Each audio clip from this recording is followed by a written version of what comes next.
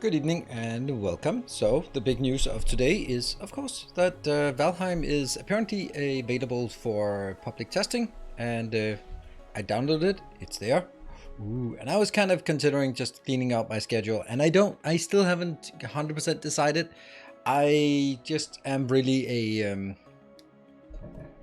I really like just kind of being more consistent and not sort of changing things on the day. It just feels weird to me, like showing up and then it's something else that, or more likely that you'd want to be here for the first day of Valheim, but you might not have interest in Dyson Sphere program, and then you skip it, and then you go like, oh, did you start yesterday? Oh, I missed it. So tomorrow. That's why I put it in the in the schedule for today. In the announcement Discord, in the schedule on Twitch as well. So everywhere I can communicate it, I will. And I want to start a new series. I want to start a new world. It'll just be too weird just come in and not remember the mechanics and right. But on the other hand, it also kind of sucks that like, oh, there's some new end game, and then I start over, and then it's not going to be for another 50 hours until I actually find that end game. And I don't know. I'm looking through the patch notes, and it doesn't say anything that's added change to the early game, which I think is a shame. Like, this is something that's generally a good thing to do when you add a new sort of. At the end, you also add something, like if, for example, they have added magic, but if the magic is not there until you get to Mistlands, then it will have no impact. So, yeah, I don't know. But yeah, I don't think I'm particularly motivated for just going in and starting on my old world and kind of go like, how did the game work? How are these things? Like, it's. And oh, why did I build this? Okay, well, so yeah, the bees are happy indeed. Yeah, I think it makes sense. So it may take a very long time to reach that point too. That's the point. Yeah, that's my problem with it. Like, oh, there's new stuff, and you will get to see it. Of course, if I was sort of optimizing my YouTube experience, I would be happy. Going straight in and unlocking as much of the new stuff as possible, because it would simply just be like better for content. But I really like the game, so this is a good opportunity to sort of play it from the beginning. So that's yeah, I'm certain that I'm going to be starting it from scratch. But I'm also just thinking, would it be a good idea to just unlock some of the new stuff? But on the other hand, unlocking the new stuff is probably, damn, it's really difficult. Damn it. Do you see the problem? Like, I want to play all the way through and experience the new stuff when I get there. But I, on the other hand, also just want to show off the new stuff because it's new stuff, and it's got to be better for YouTube content to say, hey, new crafting materials, whoop whoop, and new everything new in Valheim, and here's the new boss, and how to deal with the new seekers, and you know, all that stuff, right? Yeah. There are caves and monsters too now. Yeah, that's true. Yeah. I don't know, how many hours did I actually play Valheim? 158, and that's one playthrough. But I did spend a lot of time. I did watching the journey with Valheim. Yeah, absolutely. I've really enjoyed that journey. I'm just thinking about it from a YouTube content perspective, like from a Twitch perspective. Obviously, we're going to start a new series and then play it and see how it goes. And, well, And but on the other hand, from a YouTube content perspective, like, how interesting is it to see a new playthrough, like, when there's nothing new there, right? It's, I mean, I can do it and it'll generate some views and stuff, but it won't be as exciting as, this is the new zone, and this is the new monster, and this is the new crafting, and here, this is what you can build with the new stuff, and this is the new. Everyone's the new, instead of like, yep, in about 4 weeks I can show you some of the new stuff, because then we get there. I mean, right? I don't know. So it's the thing is, like, I don't know.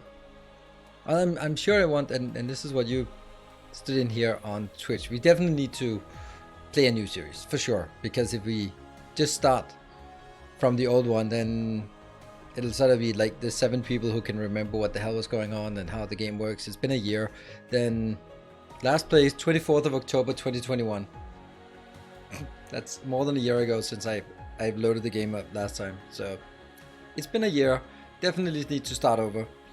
Yeah. But what am I going to do about the new stuff? Am I going to do anything about the new stuff? Because YouTube is also going to be flooded with new stuff, right? I don't know. We're definitely going to start up tomorrow, just playing a new game. And then from there, we'll see what we will experience from there, and see if there's anything new and exciting or stuff. Yeah, I guess that's gonna be how it is. And maybe I'll load up the other game just to have a look. Yeah, I don't know. Anyway, it also means that I don't know how much I'm gonna be filling up my calendar with Valheim now that that's available. Also depends, like, they say it's experimental, but you never know if it's Factorio experimental or if it's Icarus experimental. If you pay for scan, you have some time to catch up. Yeah, I know, but maybe it's not a good argument, and you know it, because that's not how YouTube works. If you want to make some content to get new people interested, then you want to make it about the new stuff. And yes, there will be people in the community who will be like, oh yeah, we'll see it as it comes along. But if you're really into it, you will be tomorrow going to be searching for new Mistlands things, and then seeing the new bosses, new stuff, right? So that's the views that I'm leaving on the table by not doing it. It's like every game, like every content creator just loves new stuff, because new stuff is just new, easy thumbnails and easy titles. Like, oh my god, you won't believe the Obsidian, what you can do with Obsidian in this game. So yeah, it's just, it's a conundrum indeed. What it also means is that we don't know what, well, it's great that it's so timing, because I was really just looking for something. I'm still having a lot of fun with Cosmoteer, but I also think that at some point in the not too distant future, it'll be sort of done. Dyson Sphere program can always just continue, but once we sort of have all of our designs in place, then, well, we'll have a look and see what more there is to do. And then we have Ixion coming out in a couple of weeks, 2 weeks, I guess. And in 1 week, we should have Midnight Suns, which will be a game that I'm excited about. I'll try it, and then realize that there's no interest from the community, and then abandon it after 2 streams, as usual. Yep. Sorry. You got me hooked. Try to sound like gameplay. Hop on Factorio and Satisfactory. Haven't played Dyson yet. Not trying to plug, but have you ever played what? Ever play? No, I don't know what that is.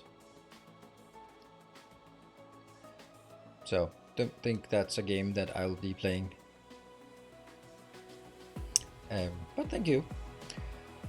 What I also don't get is I was contacted about an upcoming game, about a sponsored stream, and I was like, nah, I don't like the looks of this game. No thanks. Okay. And then 2 days later, I was contacted by some other agency. It was like, hey, this exciting game, get a free key and be the first to get, yeah. Like, why are there 2 different agencies promoting the same indie game? And one is offering a sponsor stream and the other one is just throwing away keys. Like, dude, why are you spending money on marketing and not really having them coordinate? This is awful. Factory horror games. I could turn any factory game into a horror game. Thank you, Merlin of Chaos. Thank you for the 8 months. Factory horror games. Yes. Oh, I'm running out of battery here, apparently.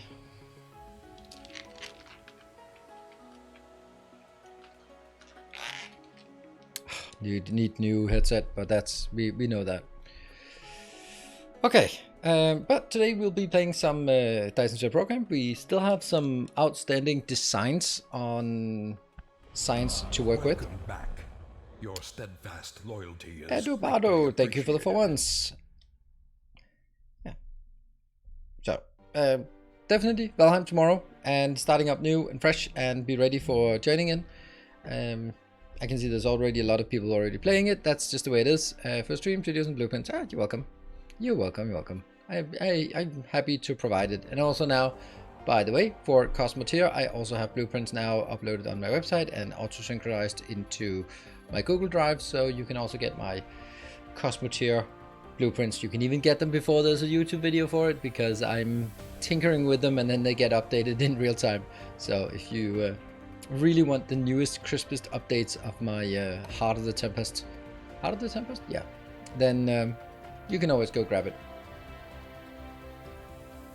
And then, is there a command for it? No. Should there be a command for it? Absolutely. There's a link in Discord in the Cosmo Tier channel, but I guess kind of Temple of the Hardest? No, not really. Not that one. Yeah. So let's jump on into some Dyson Sphere today. Well, it also means that with Ixion coming out, and I guess we'll still be playing Valheim at that time, then we actually, with Valheim coming out now, it's really nice. Then we do have enough sort of content to keep us busy with basically 2 days of Valheim, 1 day Darkest Dungeon, 2 days of something else, and 1 day of First Look Try. Then that's pretty much a 6-day streaming weekly schedule, and I like that.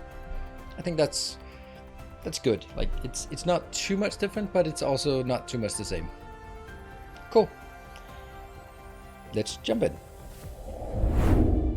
Oh, by the way, that's actually something that, I mean, if you want to provide your feedback on it, then very welcome to. Like, I do my schedule because that's kind of how I like it. Like, previously it was like 3 days of one game, 3 days of another game. But I really like I like having Darkest Dungeon on a weekly basis. Kind of, I don't know, I really like Darkest Fridays. It sounded like you were done with Satisfactory for some time. Oh yes, I am. I have no plans of returning to Satisfactory until something interesting happens. Same with Factorio.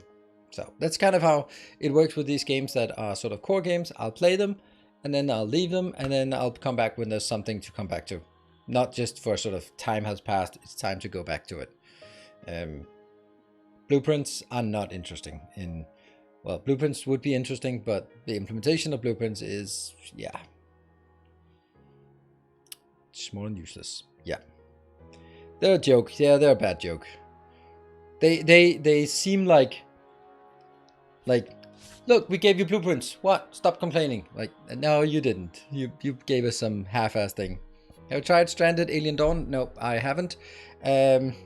And I was considering doing it, but then it uses de novo anti-cheat, and I don't want that kind of root shit on my PC, because that's fucking toxic. So no thank you. I absolutely hate, why would they need to have de novo anti-cheat? It's such a toxic piece of shit software. So no. So that's the reason why I'm not playing it. Which game is that? Stranded Alien Dawn. Like if the game is amazing, I might sort of compromise, but it's one of those things where like, yeah, it's already counting heavily towards a big fat no. I've not tried No Plot Sky or No Man's Sky. I followed the hype when it was new. I got disappointed as everyone else did, and then I have not paid any attention later since then, because you know, time has moved on.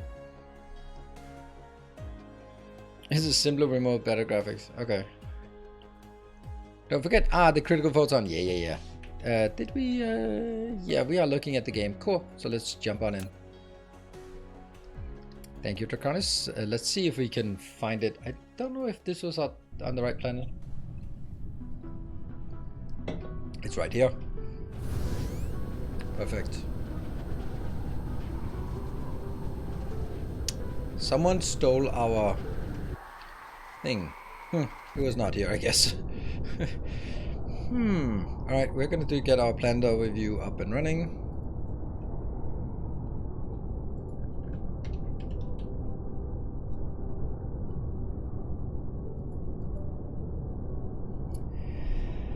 Well.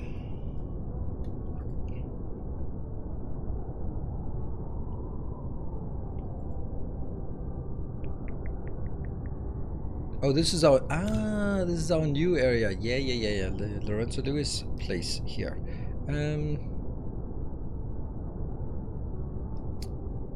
Is it guy in a cube? Mayhap so. And then at no, it's not. Antimatter fuel. It's Amphat Dragon. So that's around Everlists. Missed. Whoop. Let's go there immediately and fix that right up.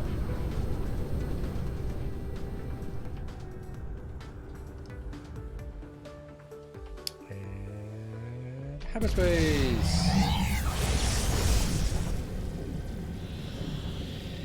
Do you have any tips about UPS in DSP for later on? After my first sphere, I want to scale up a lot, but within like 3 planets, my UPS dropped to 20.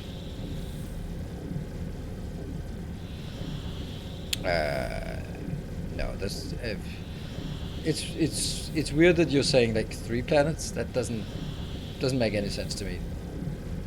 I'd say when I have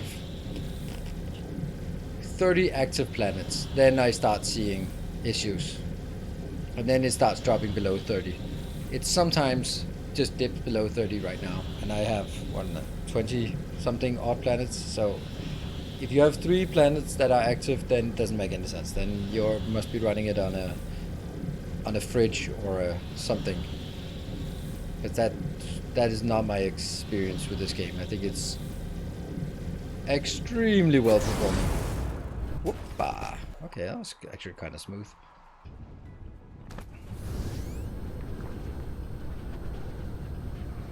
But then again, I have a pretty decent CPU. Okay, so one of them is going the wrong way. I wonder if it's the one that's not going anywhere.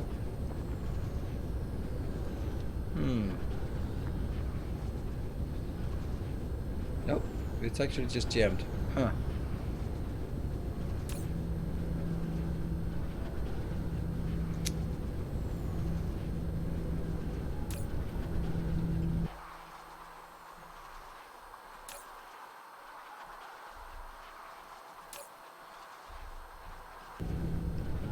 Okay, so what am I looking at? I'm looking for one belt that's turned the wrong way, but how the hell do I find one belt that's turned the wrong way?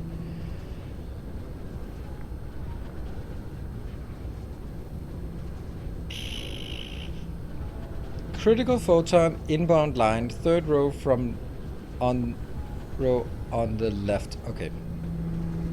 Critical photon line. This is the critical photon line. I don't think I understand what you're saying. Then you're saying third row on the left, second two in. From the eyeless. Yeah, but then it's always like, does that count as 1? And is that 2? And then is it 3? Is it this one?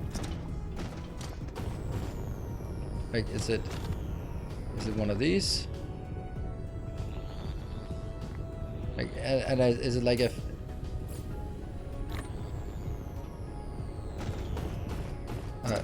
count each machine is row. Okay, 1, 2, 3. That one. But that's not inbound. I just don't know what it is that I'm looking for.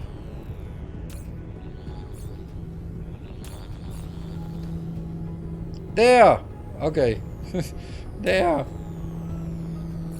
But if it's broken, then we should have a lot of photons in it.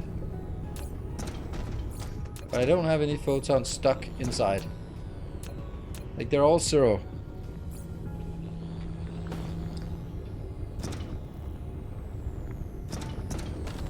Oh, it's a power generate.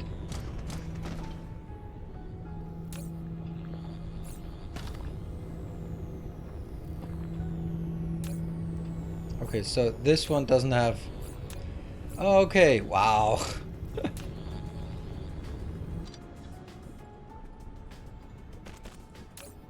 Like that? Was that it? So... Wow, okay, I thought it was like a massive thing. Okay, I understand why I didn't see that. I understand that. Let's see, do we...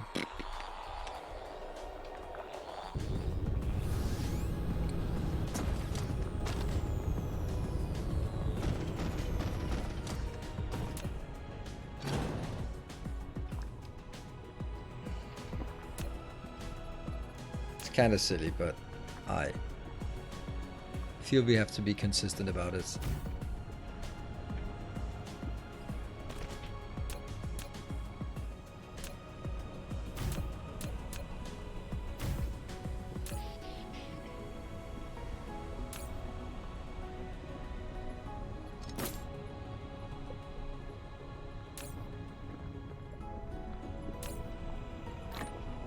There.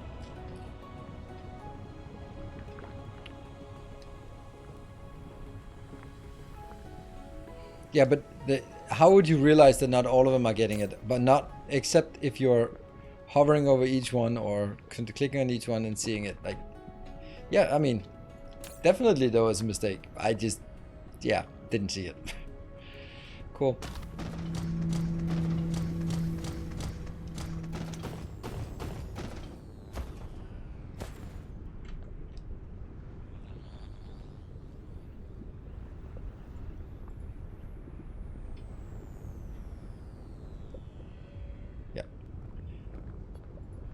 Copy. And we just replace it. That one. 4037. That's 2 less. Why is it 2 less entities? Oh no, why is it 2 less entities? That doesn't make any sense.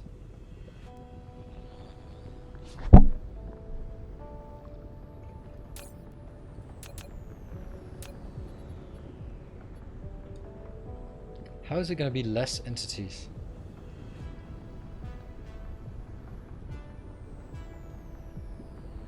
Oh, right, yeah, it was belted out and turned. Okay, and yeah, okay, so. Yeah, 5 less belts. And then 3 additional. 1, 2, 3 additional. That makes it 2 less than it was before. Cool.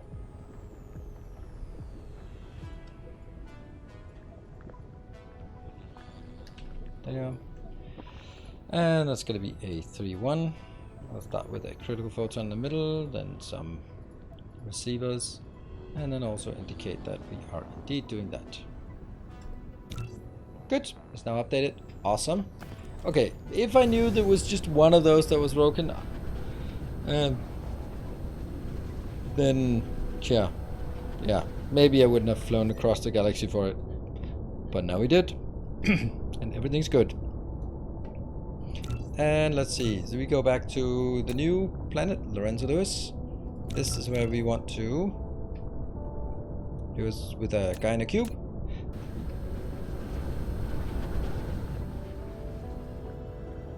And speed up so we get away from the planet, and off we go.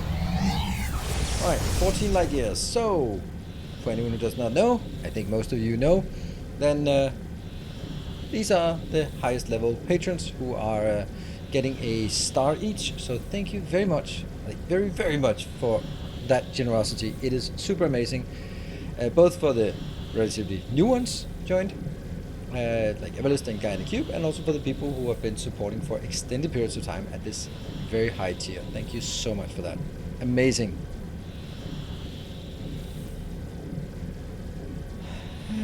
DSP multiplayer is only as good as the number of actual CPUs in the machine. Ah, okay. Any tips for mid-late game? Just started on my first Dyson Sphere. I don't know. I would say that what I do in that phase is get for each of the intermediates, you want to have a planet that takes care of that thing in vast quantities. So this is what we started building, or started designing last time. Hunt bottlenecks? Yeah, but I mean, this is one of my favorite chapters in Eliyahu M. Goldrat's The Goal, where they finally start learning about bottlenecks and the importance of bottlenecks to their production facility. And then they start fixing it, and then they're happy. And then they start realizing that now they have a new problem. It's called moving bottlenecks.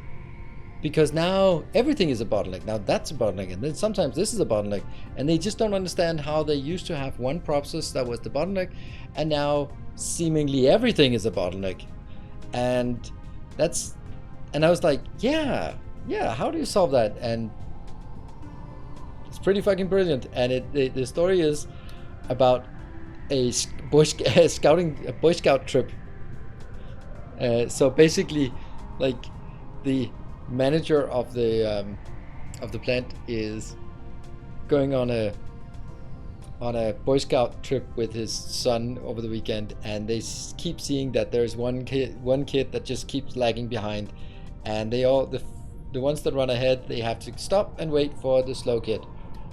And then after sort of trying some different things, he takes the slow kid and puts him up front, and now everyone follows the pace of the slow kid. And they're like, so it's the bottleneck that should dictate the speed of everything else. So you know your bottleneck, and then you have that. So you need to have something that is a bottleneck, and because you will have something. There's always something that's a bottleneck, but you want to be able to control it and be sure what it is. Ideally, in production games, you want your science consumption to be the bottleneck, not production. Consumption. So that you have everything you want to continue the rate of science consumption that you're aiming for. In Factorio, if you aim for 1,000 science per minute, then you want to sort of build that science to that level, not build it to 2,000, because then it'll be consuming everything, and then you will start having moving bottlenecks even though everything else is designed correctly, because something will be lagging, and then you'll be chasing that. So you want to have your bottleneck and know where it is specifically, and that will be dictate the drumbeat of your production line.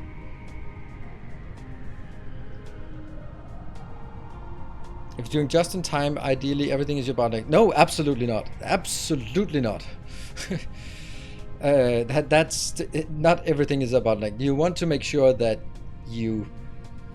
the key process, it can always pull. That means the stuff before the key process has to be faster, has to have a higher rate of production. Otherwise, you can't pull. If you have things that are producing at the same rate, and I think the Factorio is a more crystallized example than anything in production. if everything is producing exactly what you need, you're still gonna have bottlenecks. Why? Because that fucking train of 32,000 blue circuits just will not fill up. So even though the rate of production of blue circuits is enough, the fact that you have to wait for the train to fill up and then it comes in as a batch, that's gonna kill you anyway. And yeah, I mean, ideally just in time, that's kind of like having direct insertion between machines in Dyson Sphere or Factorio.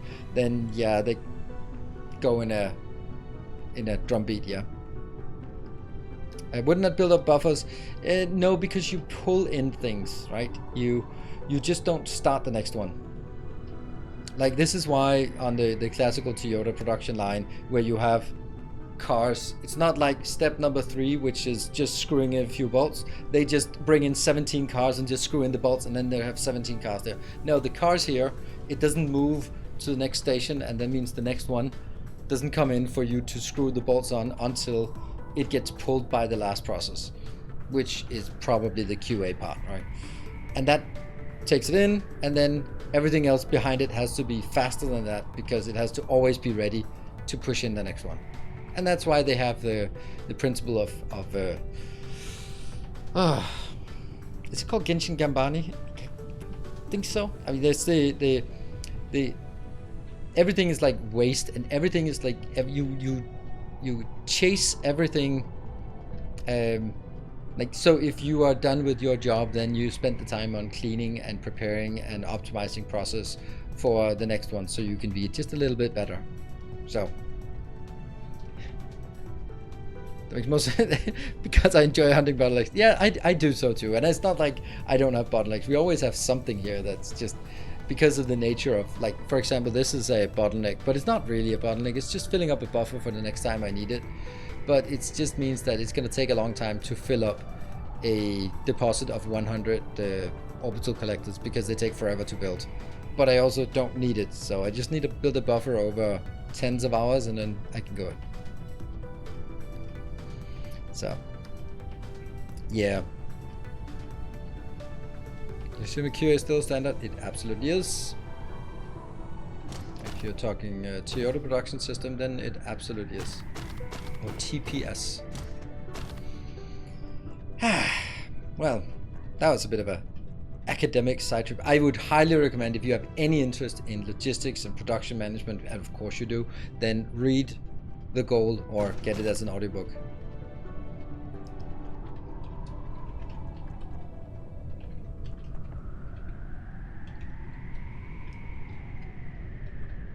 I can't remember. I'm just gonna check the spelling of his name.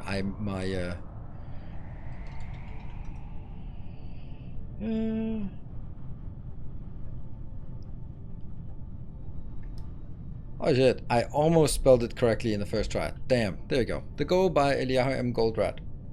Highly recommend. It is, now granted, it is written in, I don't know, the 80s or 70s or something. And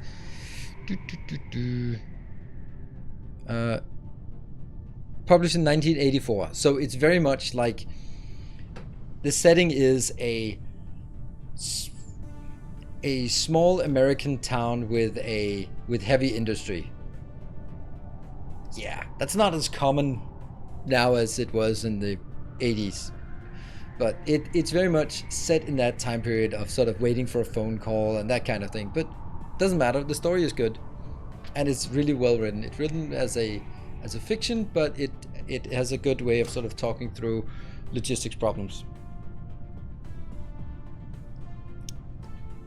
Anyway, cheers. 2 years younger than you are. Yeah, I must admit I didn't read it on publication. It was not part of my bedtime reading at the tender age of 5. Although you might have suspected that. Yeah, Phoenix Project is kind of the, like, it is the spiritual successor that to this, and I think they missed an opportunity in the Phoenix Project, because in the Phoenix Project there is also this elusive mentor. This is about DevOps, and it's really good. It's not as good because It's just basically the same story, just DevOps, but more relevant. But there's also this illustrious mentor who used to run a production. It was like that just don't mention it. Just sort of let it be known to the viewer or to the reader that this is the guy who was the main character in.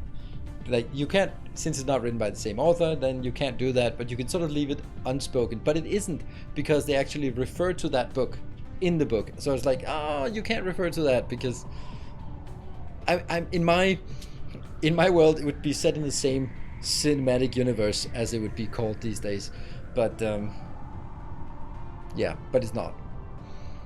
But I would definitely also recommend the Phoenix Project if you are working in IT and yeah, just get a handle for DevOps and why. Cool. Back to this one. This is the green signs, and we want to design it towards the green signs.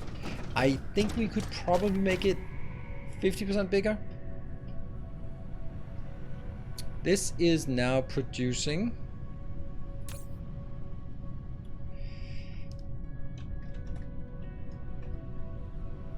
Let's see, I have 8 of these, and they produce 1 every 6 seconds, times 1.5 production speed, that's 2 per second, times proliferation, that is 2.5. So this is producing 2.5.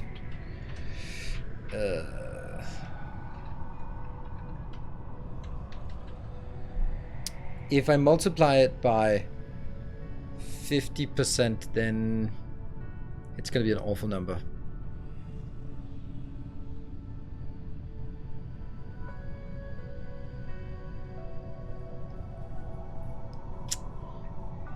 I'd like this to be like 2.5 per second is an okay number, because that's basically 2 per second and then multiply it by proliferation. 5 is an even better number, but I don't think we can double this. Like, specifically this part can't be doubled.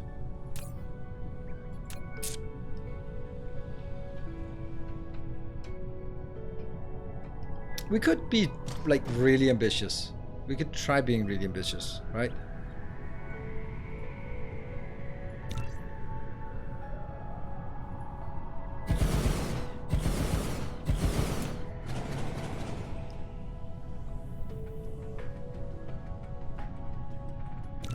Would be nice with a cut function as well.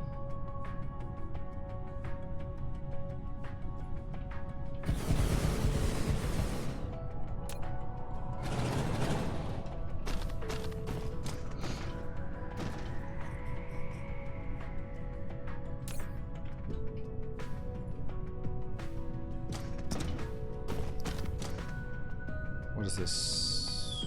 This is 7, so it has to be 14.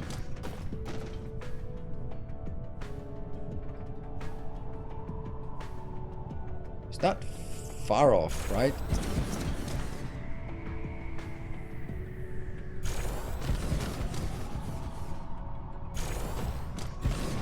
And then I need to have twice as much of this. What is it? 7? So that's 14 of those squeezed in here.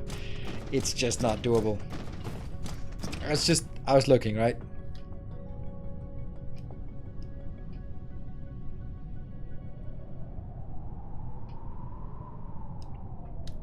Thanks for the mention. By the way, do you know the work of Alvin Toffler? No, not by name. Maybe when I...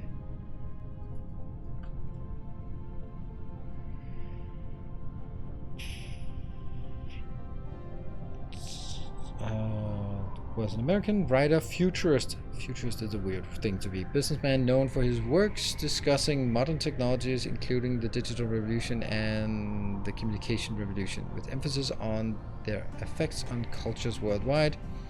He is regarded as one of the world's outstanding futurists. One of the world's most outstanding, or just outstanding? He's just outstanding. He's just standing there in the future. I'm just outstanding here in the future. Outstanding futurist, you could call me.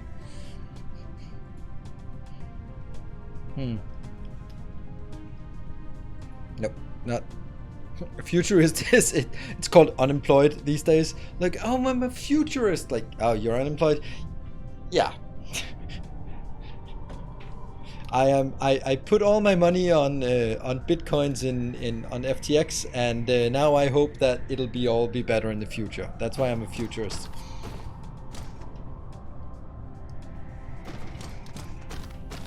Predicted home office working with American company, and yeah, I mean, I think that. Okay, so this is another thing that has been sort of annoying me endlessly, is that the guy who predicted the financial crisis, I can't remember his name, the guy from The Big Short, right? Not Christian Bale, but he's become like instant success, and of course he was a big name before, but there is a really big survivorship bias on these kind of things. Like, every day there are people predicting the end of the world, and nothing fucking happens. But the day the world ends, the journalists that are left in the post-apocalyptic world will be looking around and finding the random loony who predicted the world on the day that it actually predicted, and they'll talk to him and go like, how did you know? And he was like, oh, the sun and the moon and the stars, but actually it's just there are enough lunatics that every prediction will be predicted, so someone is bound to be correct. That doesn't mean that he had particular insight, it's just someone's got to be correct. We'll say, yeah, 2012, yes. Yeah, and I mean, that's the thing. That's the problem with predicting the end of the world, is like you kind of still around afterwards. And if you're right, I mean, it's not really much cause to celebrate. Yeah, in an infinite universe, everything, no matter how improbable, happens. Good evening, Skippy. Yeah, that actually just blew my mind. Like, I've been thinking like, okay, so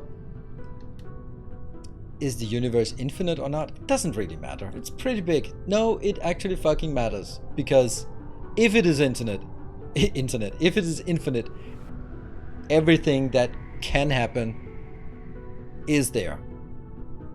So any Dyson Sphere technology level is there because it is infinite. And the same with infinite. If it is infinite in duration, in time, then you can also say over the lifetime of the universe, anything has happened. Anything.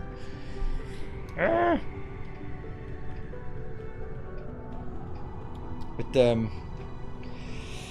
yeah, and that actually makes a big difference. It's not just a rhetorical of, yeah, is there a difference between whether your universe is pretty big or it is literally infinite? And there is actually a significant difference.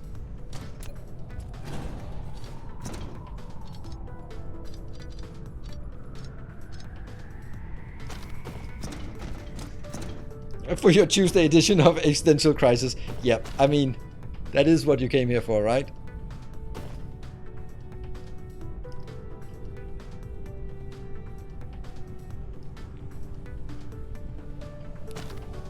Except an infinite universe is a paradox because everything has to happen, even those that exclude the others from happen. So,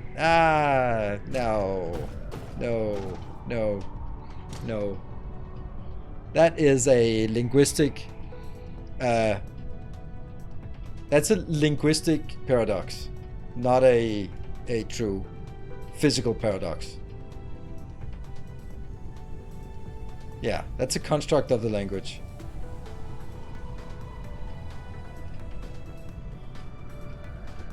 Define an event that is determined that only can be true because something else is not true. Anything that can happen is happening, but anything that can't happen doesn't happen in an infinite universe. Only the stuff that can happen. Alright, what the hell are we gonna do? Because we can't really get a good number here. We need to hit some kind of number. What if we hit 4 per second? Let's go 4 per second. I'm just gonna go back to calculations instead of discussing infinite universes. So that means I need to get 3.2 per second, and they are taking 6 seconds. That would be 19.2, and then divide by 1.5. That means I need 12.8 of these.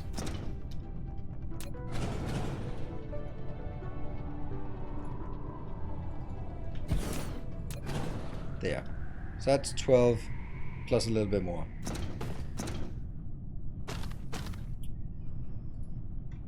That would give us 4 per second. So let's go for 4 per second. If I produce 4 per second, that means without proliferation, that would equivalent to 3.2 per second. And that would mean I would need to produce 3.2 after proliferation of the strange matter. And this one produces, first we have to divide it by the proliferation, 1.25. That means I would have to produce 2.56 of these per second. They take 8 seconds each. So I would need 8 machines. That is 20.5. So that's 21.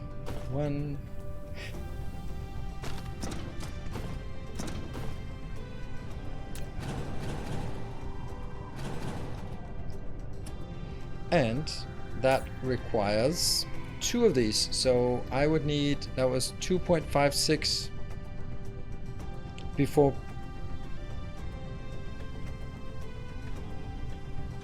Yeah. That's 2.56 before proliferation, and then that would times 2 because I need 2 of these. That means I need to produce 5.12 of the pink particle container. That would then divide it by proliferation. That is 4 point a tiny bit, 4.1. And then this takes how long time to craft? It takes 4 seconds. So we multiply by 4 and then divide by the crafting speed. That means I need 11 of these. Well, that kind of fits. Alright, so this is the build. It's awful in every way, shape, and form. I need 12.8, that's 13. I need 20.5, that's 21. And then I need 10.9, that's 11. So everything here is odd numbers.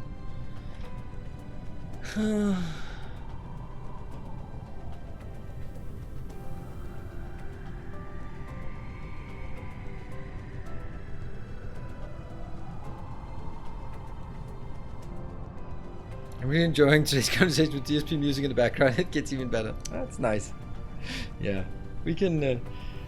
That's the reason why I like these games that are slow paced, and also why, for example, when I can't really play puzzle games because that basically is like, shut up, don't talk, and we can talk about other stuff. But I'm sort of deeply engaged with the puzzle, and I don't want to read chat, so we can't sort of have discussions here. So. Even numbers, you can fiddle with proliferators. No, I don't want to fiddle with proliferators. I want to make sure that I am fully proliferating it. Otherwise, I would be building a bad design. But I want to, so I want to have the output something that I can say, hey, this is as big, pretty much as big as we can make it. It is 2.5 per second, 4 per second, 5 per second, something like that, so that we can make. Oh shit! I forgot something. I forgot this part. I forgot a lot of these. This one is also necessary. Oh, and this is 24 seconds to make 2 of these.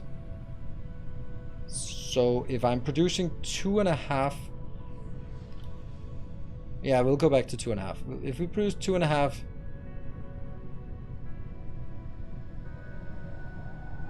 of the graviton lenses, we're actually producing way more green signs than that. 2.5 times 2, because every 1 becomes 2, times 1.25. Ooh, that means this is actually a build for 6.25 green signs per second. That's too much.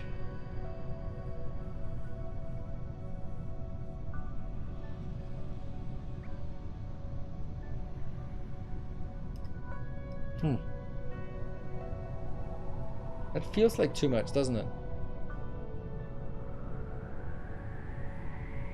Don't you need a bit more green production for warpers? Yeah, but that would sort of be just a a separate build that I would isolate and not sort of be putting into the mix. That would basically like, hey, I have a green build, use that. Yeah, work on 6 backwards. Yes, I think so too. That's pretty easy, because if we work on 5 backwards, then that would mean that I would need 5 would be 4 before proliferation. That would be 2 green lenses. Then I need to make 2 green lenses. So let's do the calculation again for green lenses. I need 2. Output 2 green lenses per second. Divided by the proliferation, that gives us 1.6. They're each taking, is it 6 seconds? 6 seconds to make. Yep. So they take 6 seconds. So I multiply by 6 because that's how many I would need. That is 9.6 machines if the machines were speed 1, but they're speed 1.5. So I divide it by 1.5. That means 6.4 machines. That can't be right. Is it? No, that's not right. How did I mess that up?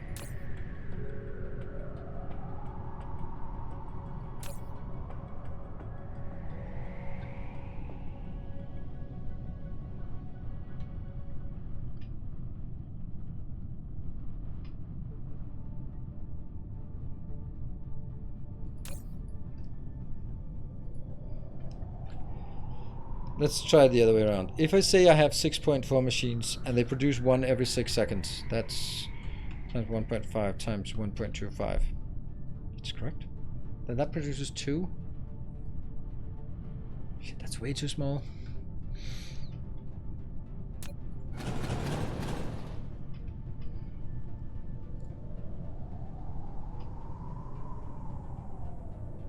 I'll use MK2 machines. Does that help? I don't want to use MK2 machines.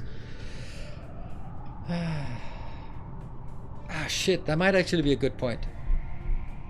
Because if this one should be applicable to when we start making it, then by that time I won't have quantum chips to build. Right? These are requiring quantum chips, and my quantum chips are just going into the green science. Huh. Maybe that's better. I don't know.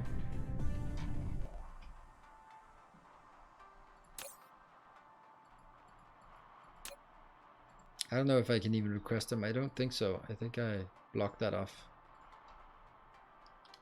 Yeah. And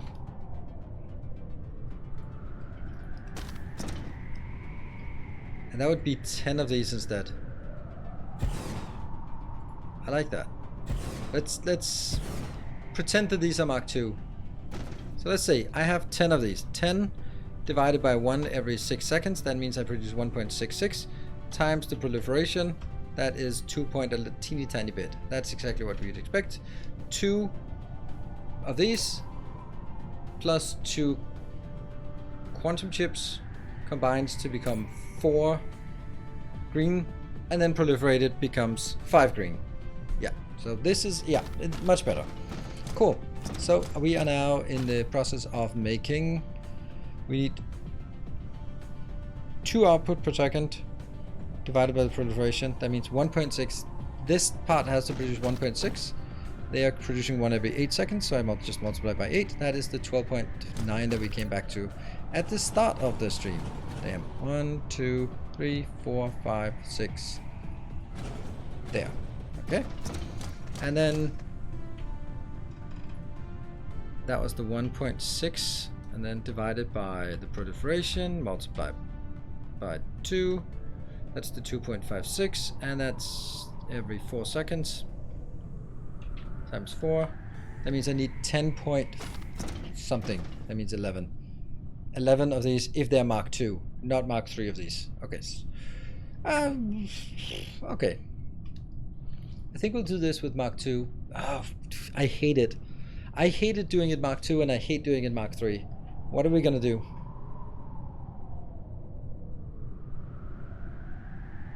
Yeah, Agne, I am completely with you on that one. It's only sort of in our minds that it make a difference. From a practical perspective, it doesn't make a difference between you going out and picking up your groceries tomorrow. That's still going to be the same whether there's an infinite universe or not. It's just that if you contemplate on the nature of being and the sort of the relevance of humanity and your own existence, then it might sort of influence your thoughts. But yeah. Do Mark 1. Great, thank you. That's the beauty of a compromise. Like, that is compromise. Not making sure everyone's equally happy. No, making sure everyone is equally unhappy. Everyone hates the compromise. Oh, by the way, we're doing book club tonight again, apparently. A very good book to read is called Never Split the Difference. About compromise. It's about written by an FBI hostage negotiator, and he says $500,000 and half a hostage is no good for me. I gotta get the whole hostage out of the situation. Never split the difference. And I was like, yeah. That's a case where a compromise just doesn't really. All right, you want $1 million for one hostage. All right, I can give you $500,000 and you give me half a hostage. Yeah, that's not really working.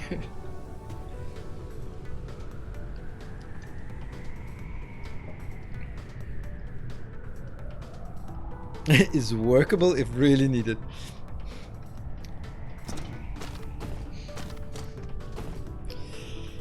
Yeah, I don't think it would count as a success when you go back to Quantico and go like, well, it only cost us $500,000. You got half a hostage back. But it only cost $500,000. So there's that. I don't think that's kind of the stuff that promotions are made of.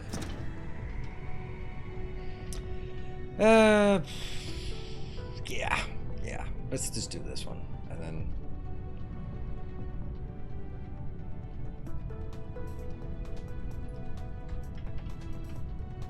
It would have to be 11 or 7. It's both off numbers. Yeah. All right. Let's build it. It's done. All right. The first thing is those 3 things. So let's throw them in here. It's that one. It's copper, and it is graphene. Welcome home. Hey, Joe Girls. Thank you for the 19 months. Have a hostage reporting in. Good.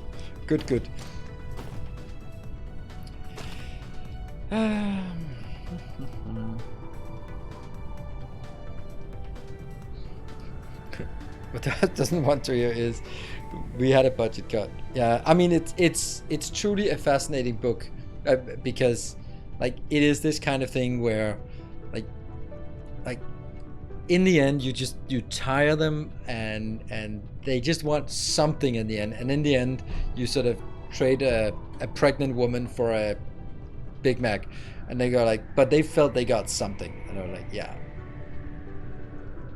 but what they got was super inconsequential. So yeah, I think that's it's a really good book, and especially if you're in a corporate environment, because the whole idea of compromise is awful. I hate compromise. Guess that's why I'm not working in corporate environment anymore.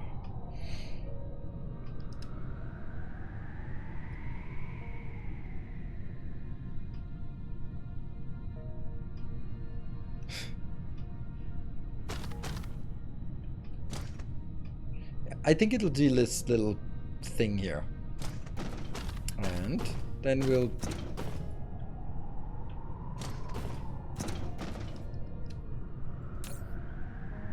there's also 3 things coming in here.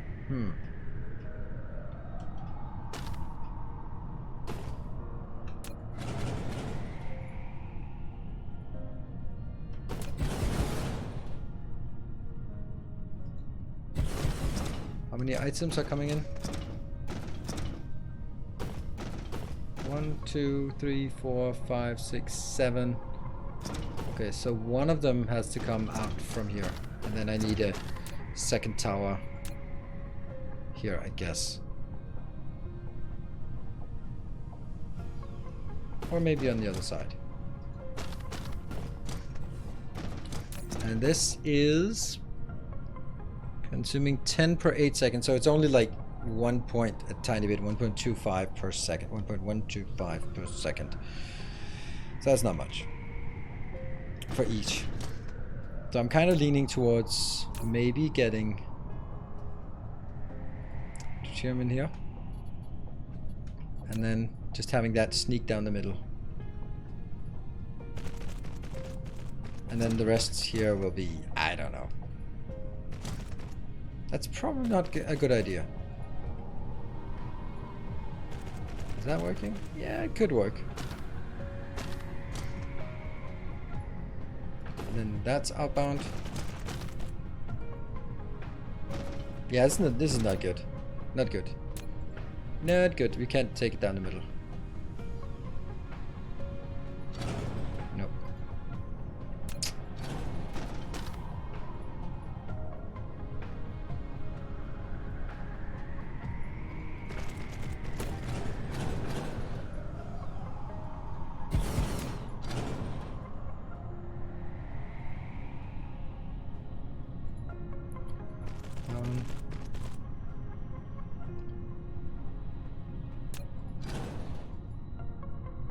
Yeah.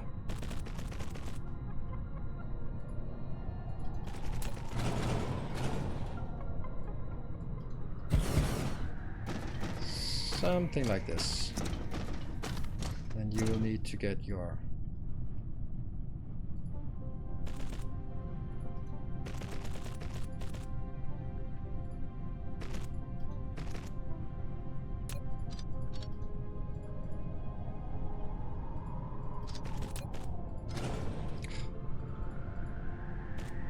yeah.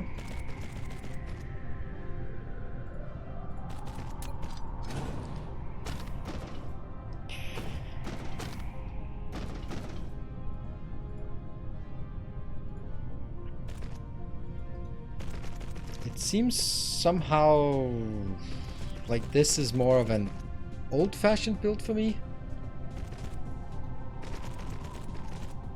It doesn't feel right.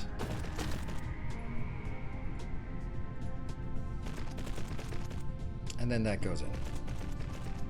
Then that will have to be combined with one more item here. That could be the iron. The iron is very low quantity, right? Yeah. And then the deuterium comes in from the other side. Yeah, that's something like that. Our illustrious champion returns. Welcome home. Tristan, thank you for the 8 months. A nice and relaxing DSP stream. Wonderful. Thank you. Thank you for supporting the nice and relaxed DSP stream. That is how I like it. And we get some proliferation.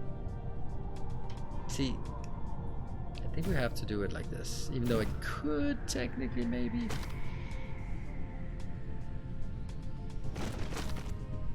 Yeah. There's no point in wasting our space.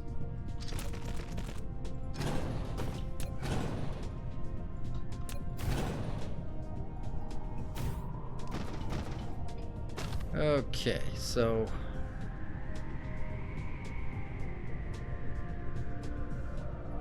this needs 3 inputs. That means it has to use the outside as well.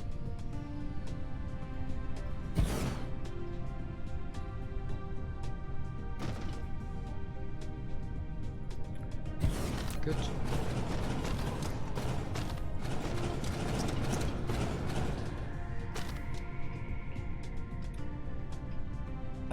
Let's see, how many?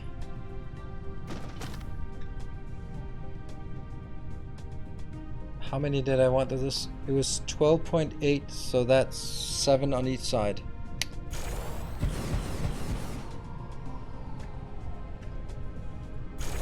Good. That one goes to the end here, to the end here, and then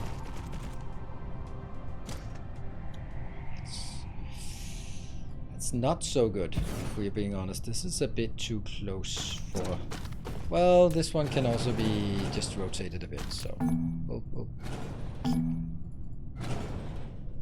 keep this there, maybe. Which will then have to... This will get... Sheeran and... that one. And...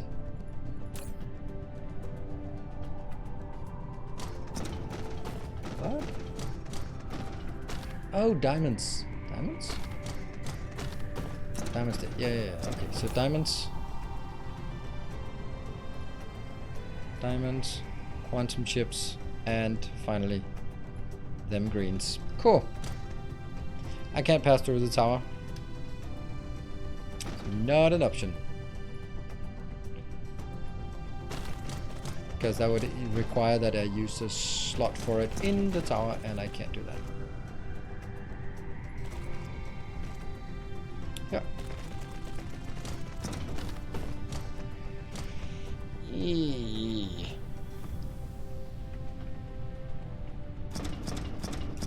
But these have to be in the middle, these two, because they have to be reached by both sides, and the outer one, which is also the highest throughput, has to be reached only from the sides, and then it'll get another proliferator out here. That means the output of this will come out from like middle here. They go middle out, that one, and on the other side.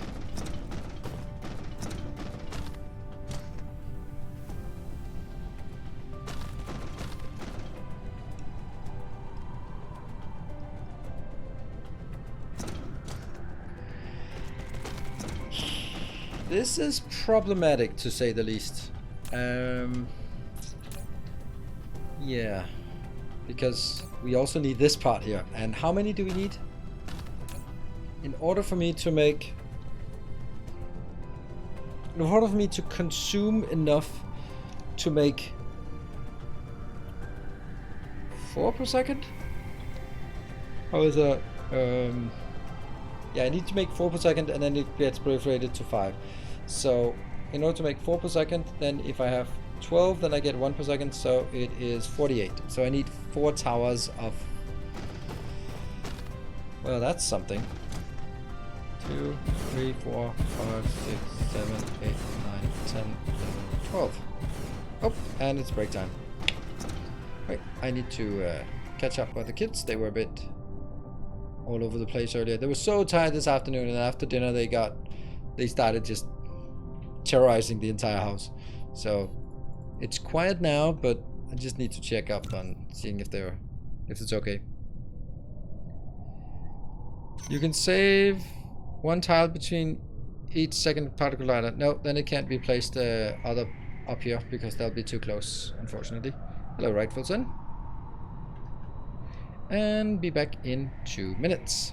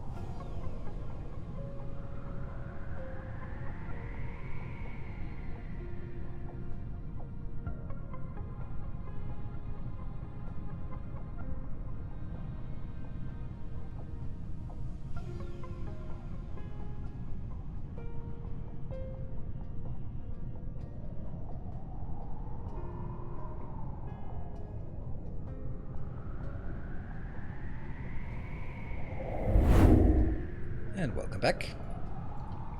Okay. Let's see.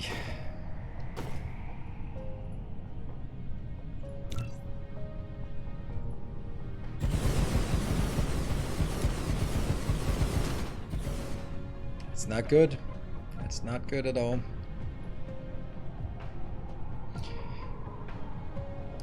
You need 2.1 collider for 1 green per second, so 5 green science would need 10.3. Yeah, but that's I don't know how you got to that math. Because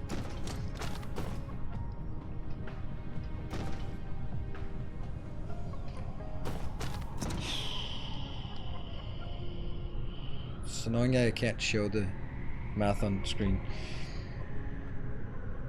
If I need 2 per second with proliferation, that would mean that this one should be outputting 1.6 per second. Or it's, yeah, before proliferation, 1.6. And 1.6, yeah, yeah, you're right. I think there's something here.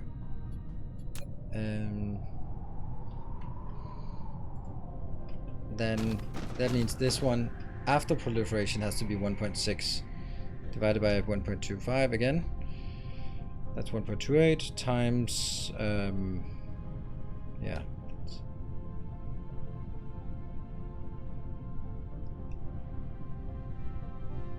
Times 8. That's totally not what I wanted. Was it?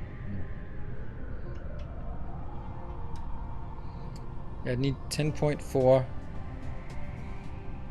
And how many do I have? I think I should be having... yeah, okay, I do have too many.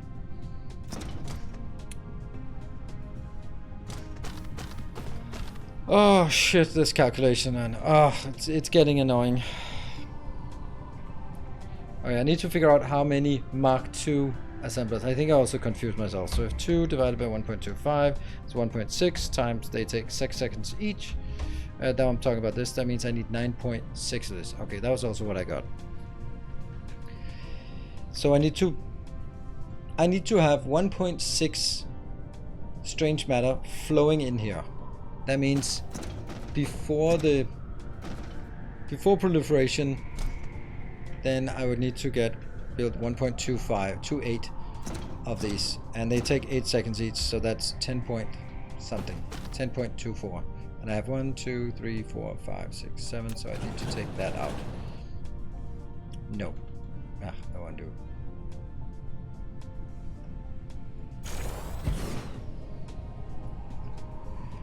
Alright, so I got a little bit more space out of this.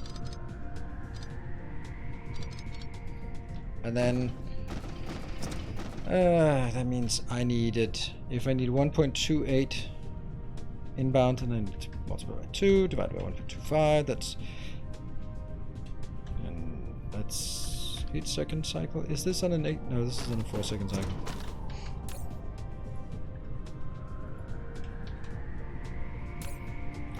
Then this is also like way too much as well.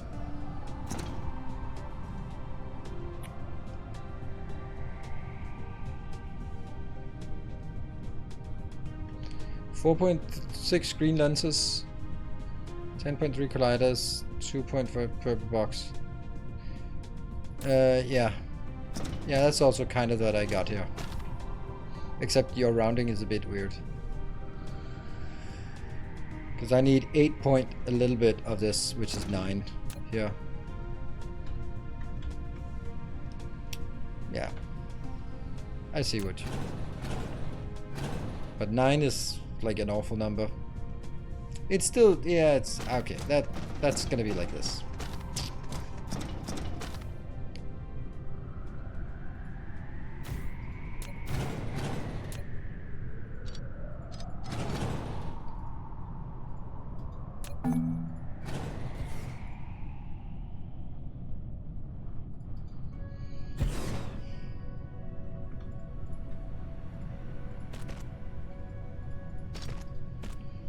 It could be made closer. And then I'm thinking this one was 10 of these, and I'm thinking it could be out here to be a bit creative.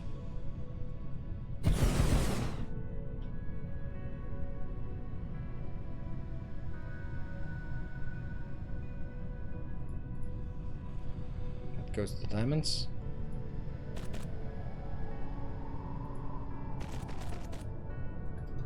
Because the diamonds also need to be proliferated, so if we could do something like this and then kind of pretend that it's because of proliferation that we want to do it like this. Our illustrious champion returns.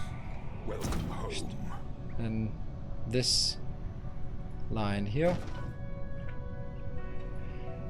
would be the proliferation line. Hey, Alcade G, thank you for the 10 months. And that will be 5 of these. 1, 2, 3, 4, 5. And that goes in. And this.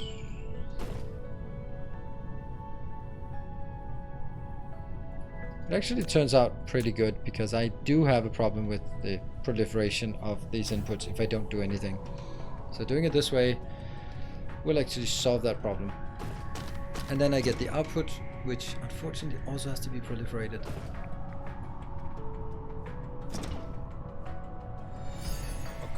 Okay, Silver Cecil, thank you very much for the 200 bits.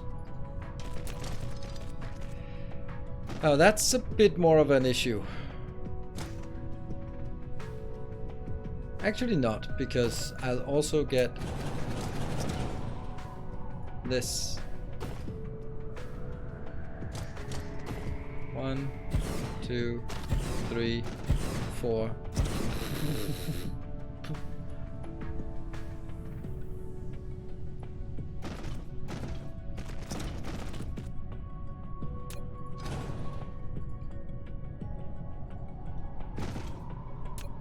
It's turning into a little bit of spaghetti.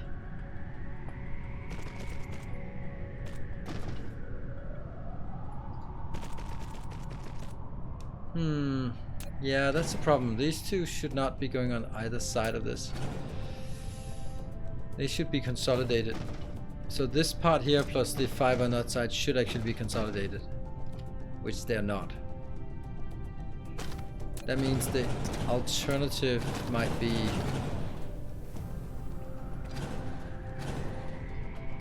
building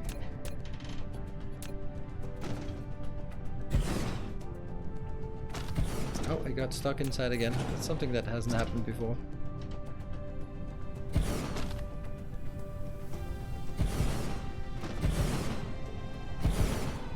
Right, this could be like the 5 of those, and then I could build the power lines or whatever they are called. They could be here and here, here and here. Might give us an opportunity to do what we want. Then I also think that I'd need to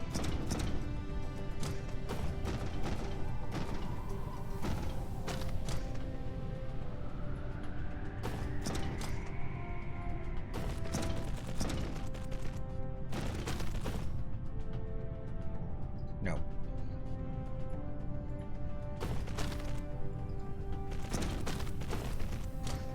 And that'll be the quantum chips going out here. Right in the middle. And then this is going to be the output, which will also be coming out here. But it also means this has to be addressed somewhere else. Going this way. And then going that way over somehow. I don't know how, but somehow.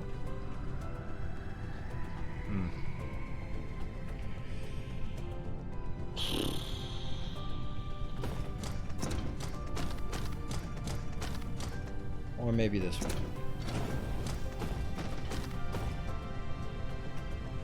It is not going to be the prettiest build we've ever done. Yeah, understatement of the year.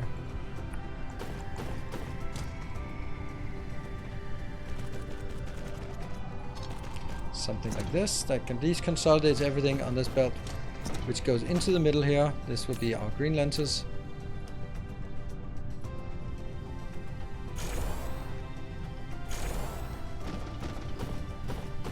And then... Oh, this is not gonna... This is diamonds that will be out here. Diamonds. And then on the other side, maybe. That just makes it more difficult for the proliferation to deal with it. Yeah.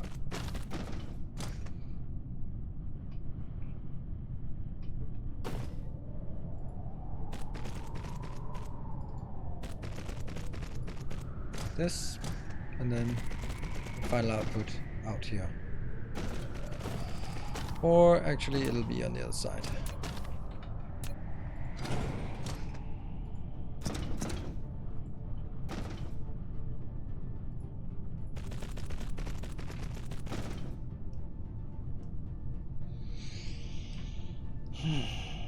But it doesn't work because I need proliferation inserted right there.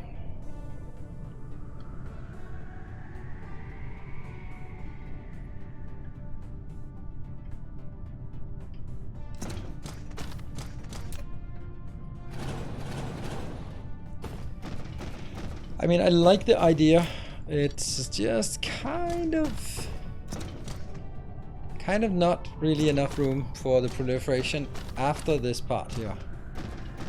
Like, I need a proliferation there. Right there. Good evening, Mr. Me. Like, I'm thinking there might be something to this space here which isn't great.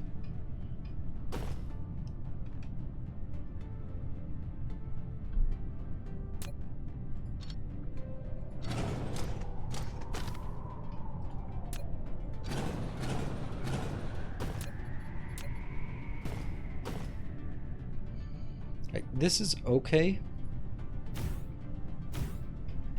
I think. Yeah.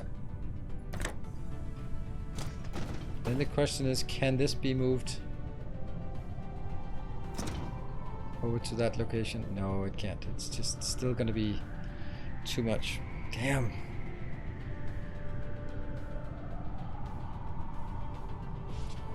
But that means maybe if we could compress it just one tile down here, then we'd be onto something.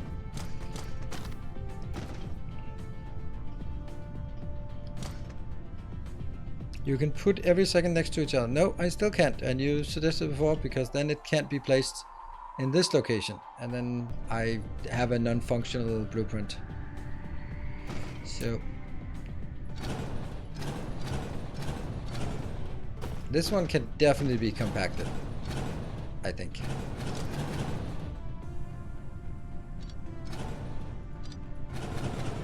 And even then, I wouldn't do it because, like, then it would be like, yeah, no, consistency or lack thereof. Here.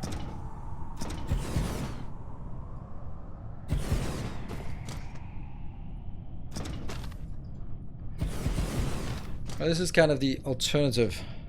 We're adamant we're using MK2? I don't know.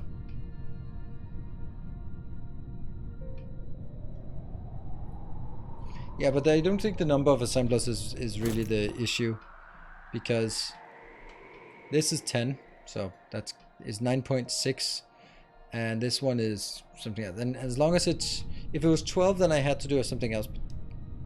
10 or less than 10 can be built in like this, and I think that's good, right? Let's see. I'll probably need all three out on this side then.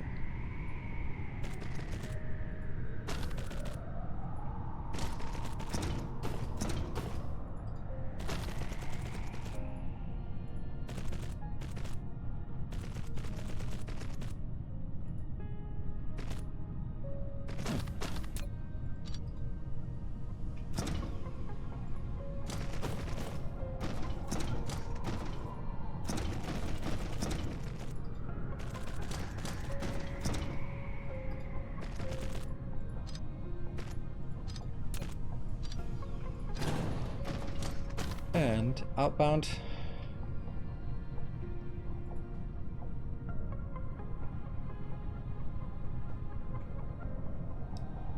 I don't know where I'm gonna put the proliferation.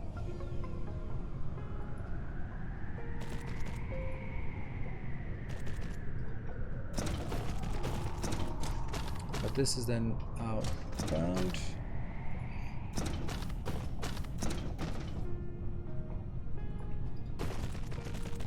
There. Or we can rotate it that way.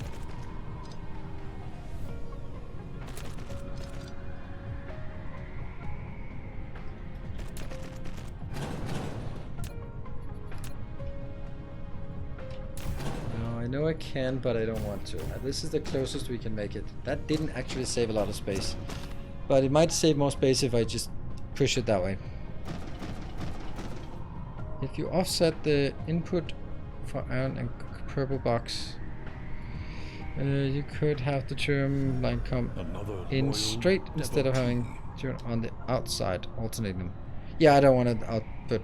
If you offset the input for iron and purple box,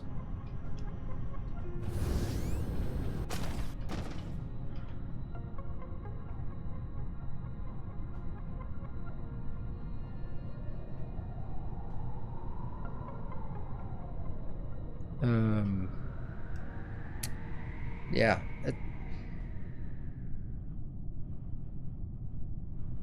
I don't know. No, I don't think so.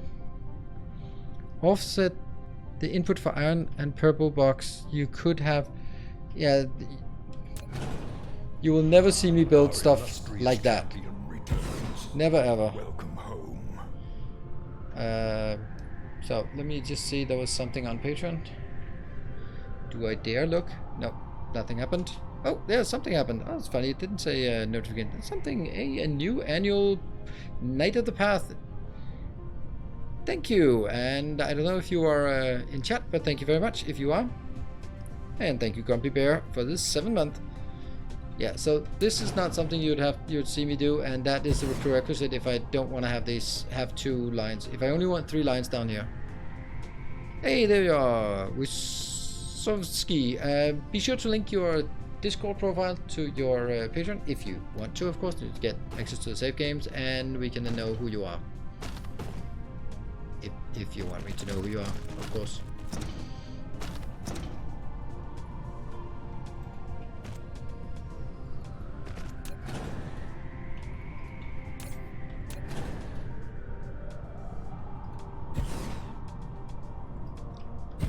Yeah, so we just bought 2 tiles plus whatever we can come up with here. Like, if you look at proliferation here, then I could proliferate these lines like this, but then I'd have to proliferate this one. Actually I don't, because that gets proliferated over here. But it just feels weird to have 3 right here.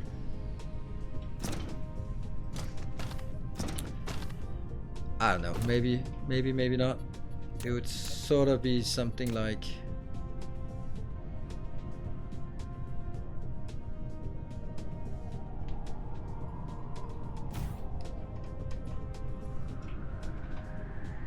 yeah, and then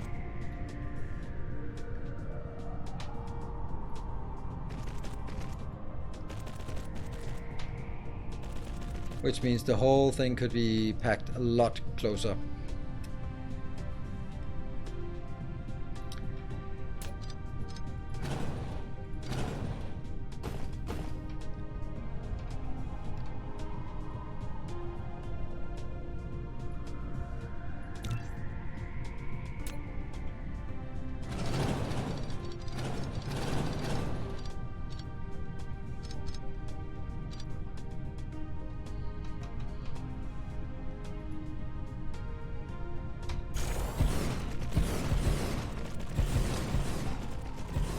That's definitely as close as it can be packed, and don't know if that's a good idea. That's also too close, so that's no good.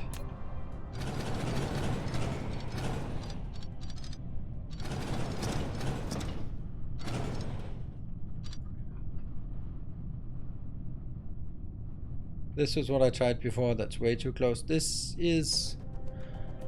I Actually, the easiest way to see what's too close is...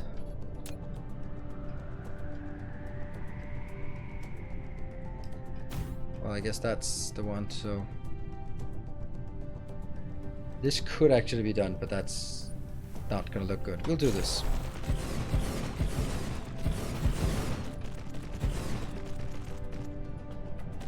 What?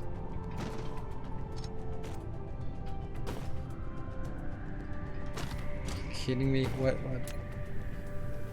Ah, okay, so it is connected in there. Okay, so that's why I couldn't connect it before. Okay. Usually I don't care about proliferation until later on, but in this case I do kind of feel that there might be a little issue with it. Okay, so again we move this.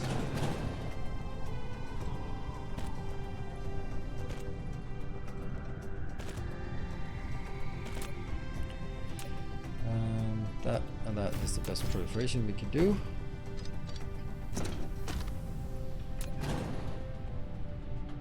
That one and that one. Right, we just bought a lot of extra space. Sweet.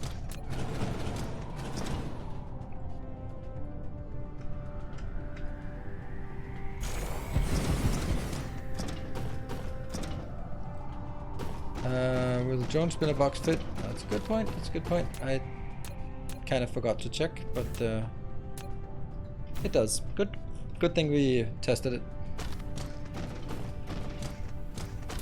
Always worth testing instead of just hypothesizing, so we like doing some actual tests of whatever we come up with.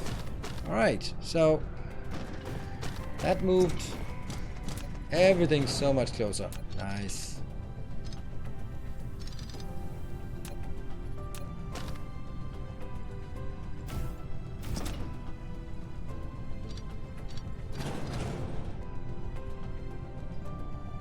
Let's just copy this one.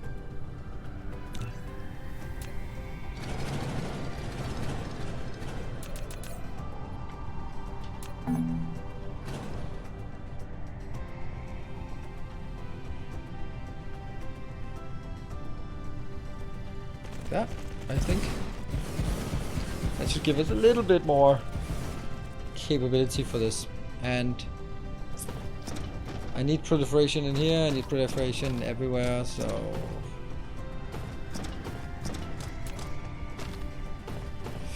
Ooh, I don't like having proliferation at the top. I really like to have it at the bottom. I don't think I can do anything about that right now.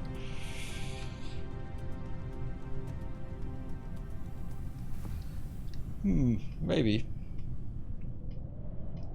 Cover inserters, yeah, they will. This is, we built this design before. So we can always build them like this.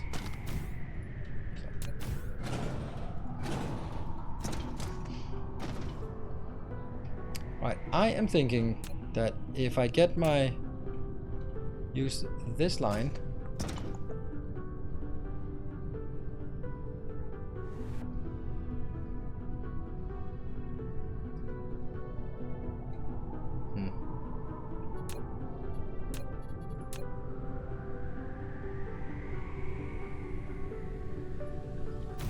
This is gonna be weird. So I'm getting my proliferation from up here.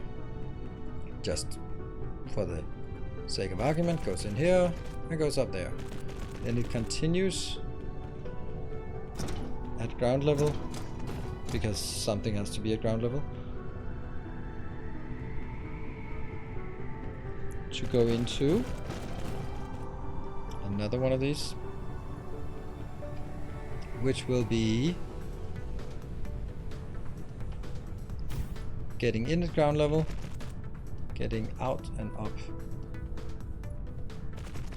there, but then also going up and in here for whatever I need proliferated. That could work.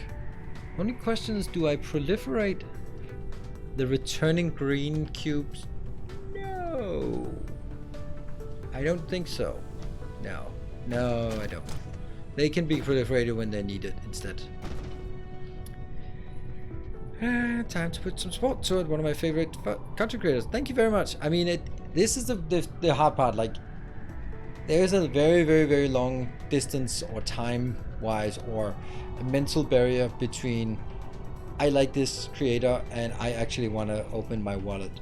Like, you can enjoy like a lot of stuff and then still go like, okay, but you know, I mean, someone else will, but not me, and that's totally okay. It's just,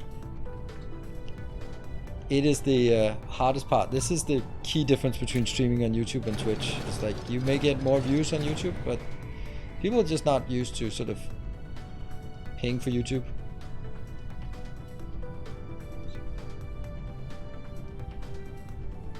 There. I think we'll do it that way.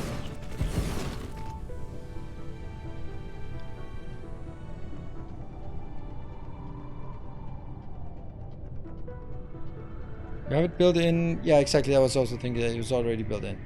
Mr. Mini, yes, already supported for on Patreon. That was what I just thanked for. Oh, that's the wrong way. So that means, where do we need proliferation here? We need it here, here, and we need it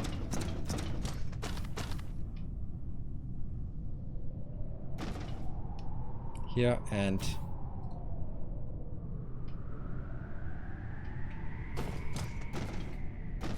oh yeah.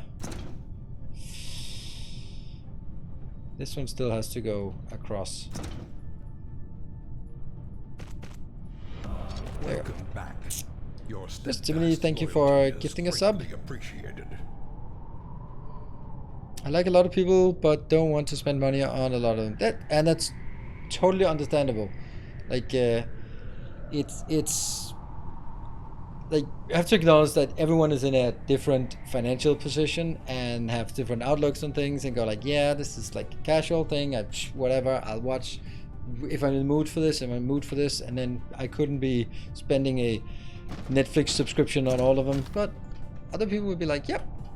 Like, there's also like, I mean, basically, I'm a busker. I'm a street musician, just standing here playing my music, and then hoping that some of the people who stop by and listen will drop a coin to your Twitcher, and then that's how it works. It's too bad.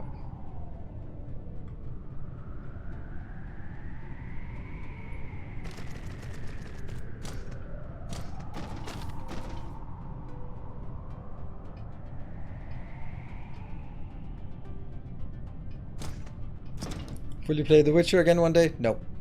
Oh no.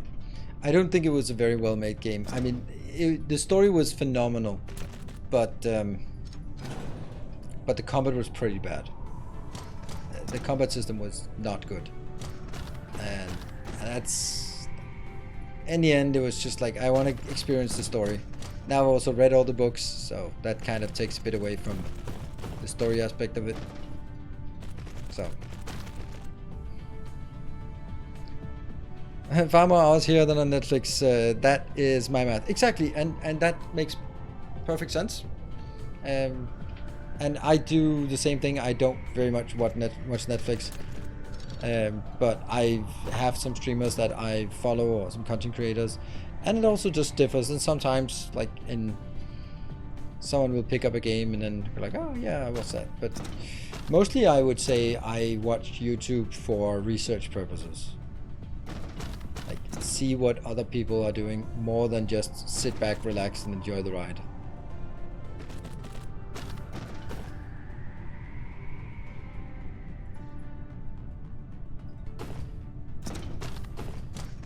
So, now I need this one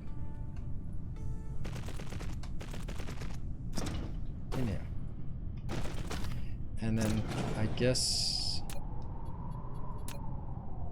the least bad place to do this is here.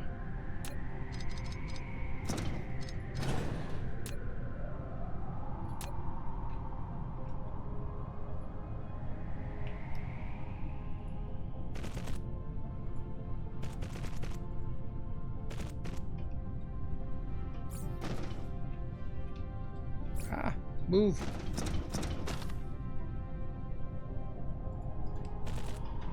So it goes over and in here, and then I can take this line.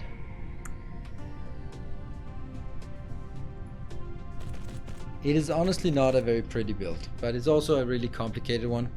And it's one of those builds that when you build it, then just like, yeah, don't touch it. Just build it and then be done with it.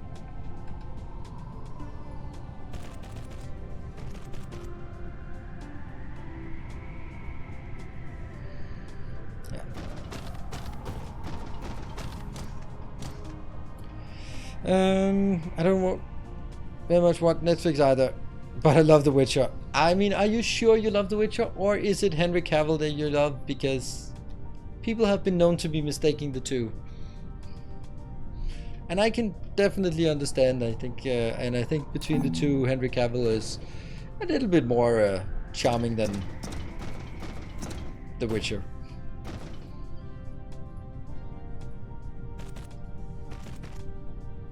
You're too old. No. Say that. That's his problem. His decision.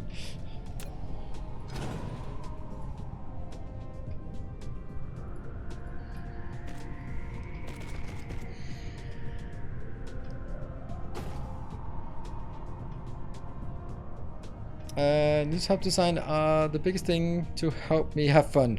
That's good. It's the one thing I hate designing, so what shoes up? Yeah, I totally understand that, because it's one of those things that you go like, I just need it, but it's gonna take so long time to build it, and then luckily someone else have done it. Right now, I think actually everything is hooked up, ready. I mean, we just need to flip this one, but that's not really a big deal, I think. We'll put it here. That seems like a better.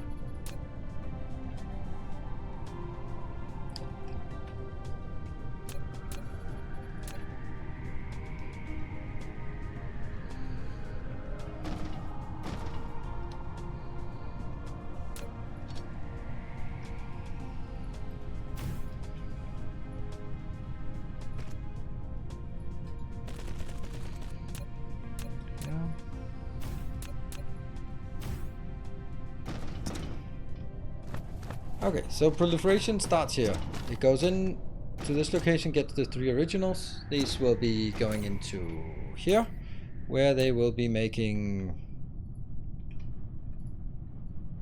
some particle containers.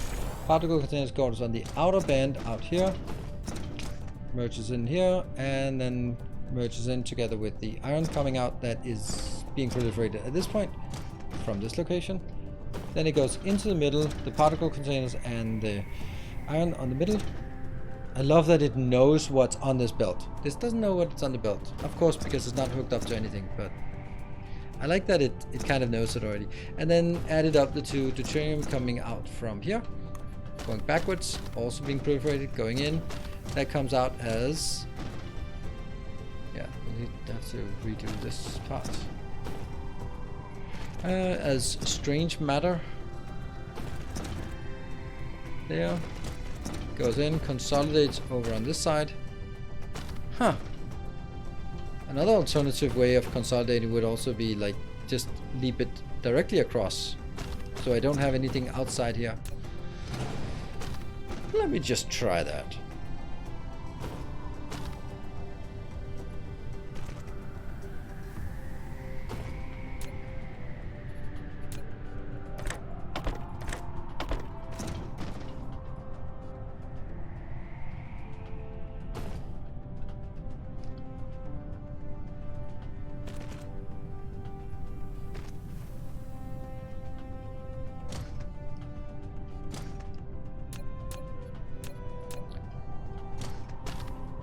Oh, I don't like that.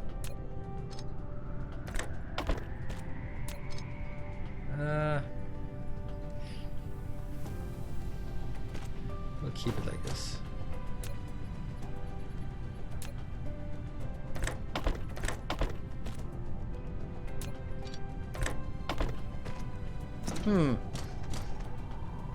Powerful. I knew I wasn't doing this last time. That was because the powerful. Yep. So much for that good idea.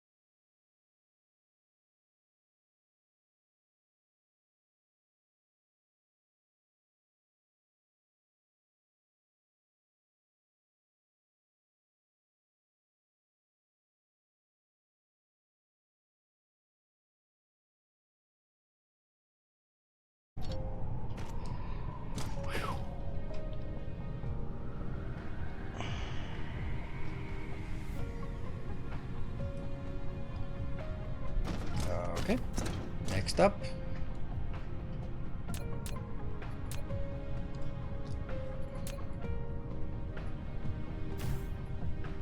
If this covers everything, it does not.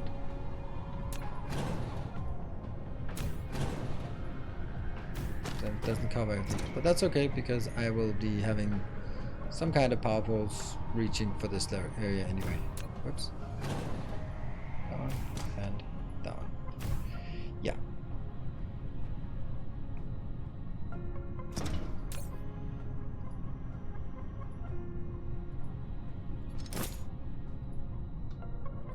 Oh no.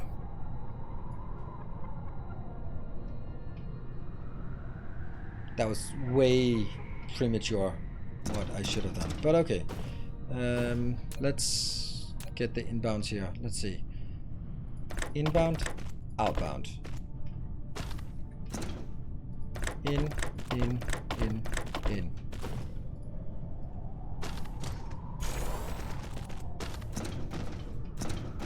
This one. In, out. And it just exactly fits. Good. So, power and recipes there. And inserters, this part as well, will be in, out, and out.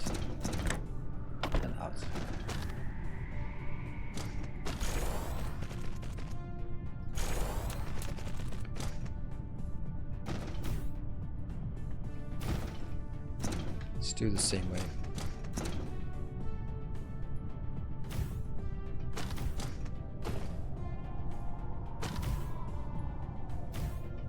Should cover this part. Yep. Only thing missing is from here.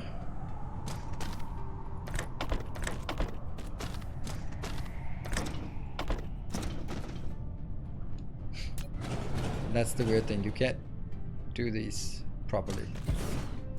There, and there. And then it needs to be 12 high. I probably should have counted. 2, 3, 4, 5, 6, 7, 8, 9, 10, 11, 12.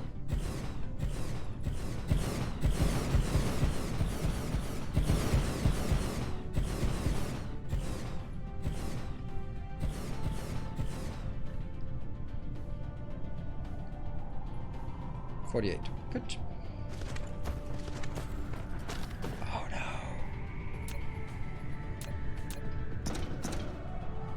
Oh yes, look at that. See, if I had used... then it wouldn't have mattered. Never mind. They can be really close anyway. Damn it, I thought I might have found a reason why it's good. Oh, by the way, we're not really in a good spot here. For blueprinting, don't forget to scale down. Yeah. Dyson print takes the smallest cut of all three. Twitch. Yes, that is correct. That is why I am. There's two reasons why three, I guess. Chief among the reasons why I like Patreon. It takes the smallest cut, so that means if you think, hey, I'm supporting with $10, then here on Twitch it's not $10, it's $5. So it makes a difference between. Yeah, and YouTube it's 70%, like 30% cut, and on Patreon it's 5% cut and 5% handling fee. So in total 10%. That's the one reason. The other one is that people who are on Twitch, Twitch fluctuates extremely, like a factor 2 basically. Sometimes I have twice as many subs as another month, and that is totally unreliable. That Patreon doesn't do that. It's more sort of gradually. That means people stick around if they pledge on Patreon, with an annual pledge, for example. Then they stick around for longer. So I like that. Obviously, it's more reliable. And then the fact that it's also like the part that if you support on Patreon, you're not really getting anything for it except for the save games. But yeah, there's sometimes someone just pledges $5 and then gets the same games and leaves again. Fine, but it means that people just want to support for the sake of supporting. Why can you make the green lenses as part of the green science build when they are needed in large quantities for feeding to ray receivers? That is because the amount I need for ray receivers is completely unpredictable. And therefore, I don't want it to be tied into this production. While, fuck it, it's the same reason why I would want to have quantum chips. No, I don't have one for Blue Science. I figured that maybe you can figure that out yourself. But I'll make one, but I start with the more complex and then get further and further. Stop here because I want to support you. I joined Patreon for safe game access. Oh, okay, well, cool. It's appreciated. That means you do both. That's also an option. But, you know. There's also the part that since there are sometimes a lot of gift subs, then when you see someone with a sub icon, it doesn't really, like, that could be a gift sub, it could be a normal sub, and I can't really tell the difference. But if someone is a patron supporter, then there's no such thing as gift patron supporter.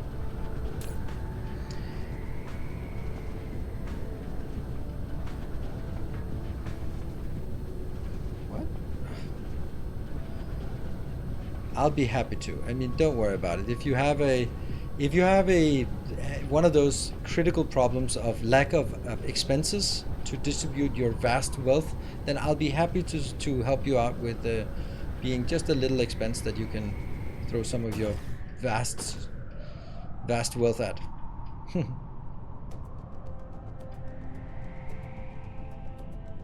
Sounds great. Thank you.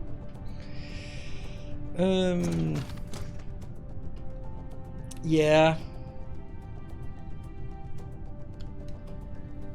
I think we need to scale it down to the other ones, which means I have to go home to build it. But we're definitely gonna see if it works first, and for that I don't need to do this. So I'm gonna build it. I think we just need 1,000, 1,000. These quantities are not very high, so yeah, good. That one I forgot. That one I forgot. This is... It's a lot, but it's not that much, right? Like, this is 1.125. Just trying to get a sense of it. So it's 10 divided by 8 times... times how many do I have here? 12. So that means it's 15 per second.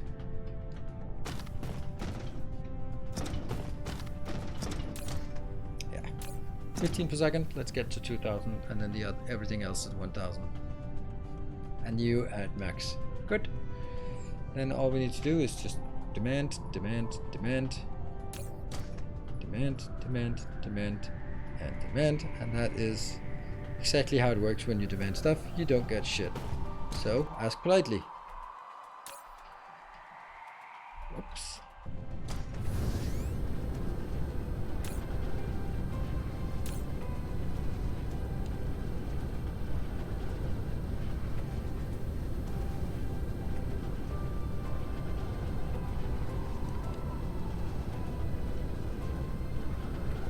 And also missed a little belt here. Connect the belt. There we go. And with that, we should be able to request stuff inbound. I'm gonna get the trim inbound done. And then what are the other things like that and that and graphene, and then it's trim, diamonds. 1, 2, 3, 4, 5. What is the last one?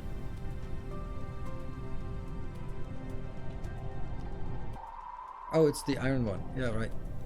I have copper, but I don't have iron. Yes, iron here. And then greens out.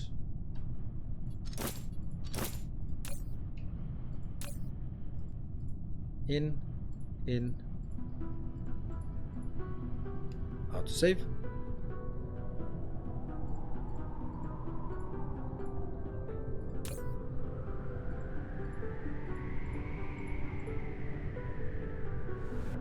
There we go. Everything's being requested. All we gotta do now is wait.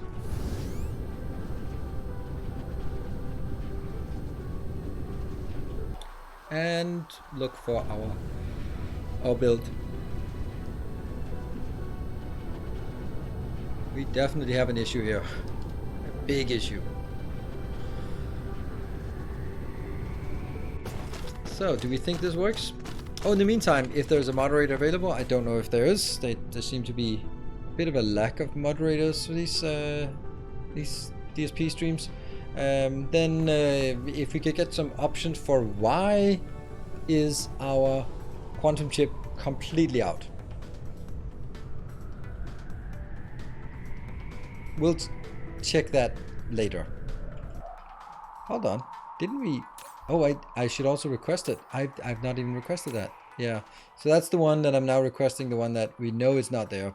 Okay, we're getting a little bit. Okay, so it does have some storage of it left. Options, yeah. So let's see, here's some options why you think the quantum chip is out, and then we can let the factory must grow larger come up with it. But stone for glass, right?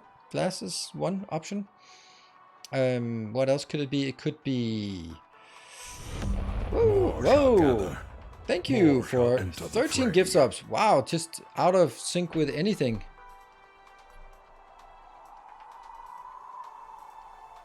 So we've built a buffer, but we don't have it.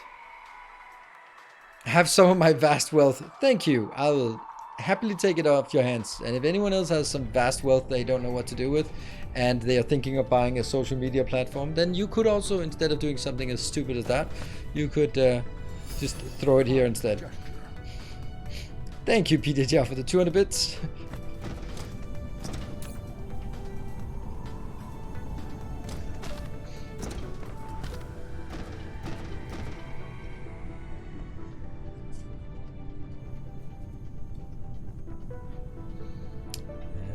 See, stuff is coming in and slowly making a little bit of this. Whoop, whoop, whoop, whoop. I see issues.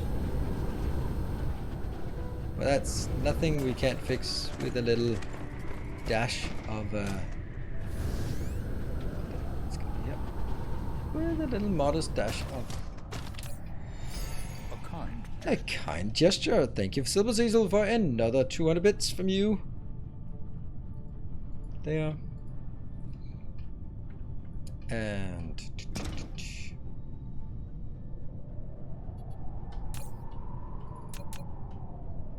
we just take the small one. We can always get it bigger later on.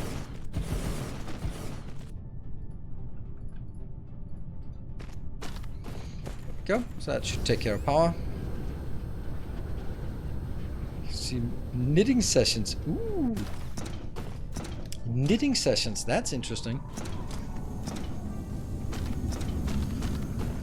So everyone in your family will get stuff that's knitted for for Christmas. Like, oh, a knitted something. I don't know. There's probably a lot of things that would be nice to have knitted for. To have Autostone. Hey, Shock King. Shocking. Shock King. Thank you for the 2 gift subs. Hey, it's almost getting there. Lurker number 5. Thank you for the 6 months. 5 month streak. Welcome home. Knitted Icarus. Yeah. Hey, did we see the first greens? Yay. We saw the first greens coming back. Yay, yay, yay. I'm a selfish knitter. That a selfish knitter, that sounds like a Darkest Dungeon affliction flaw. I think you can actually be a stress knitter. I think you can actually have one that's a stress knitter, and I don't know what it does, but that, yeah, a stress knitter, and then selfish is also a bit of a flaw. So a selfish knitter. Well, that actually made it all the way to off the train thanks to Viking Brit and that vast swath of wealth. Yeah, we'll keep an eye on it. I think so. I'm not 100%, but you know, okay. Yeah, well, it's not exactly working at full speed, but that we didn't expect that either. Okay, let's have a look at stuff that isn't working. This one is not working, but is that just... Oh, right, it's because it's full, because this is overproducing, of course. So that'll be stuck because of outputs.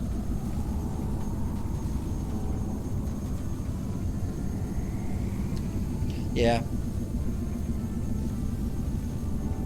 And, well, I mean, I was just trying to see if there was any interest in coming up with a bit of a gamble on what do you think is out for quantum chips, but, I mean, okay.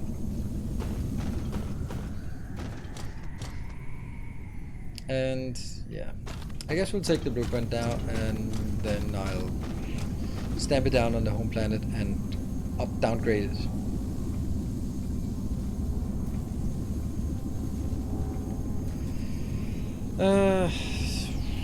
What is it called? Wasn't it Mark II? Yes, but I don't have Mark II with me, so I can't downgrade it right now.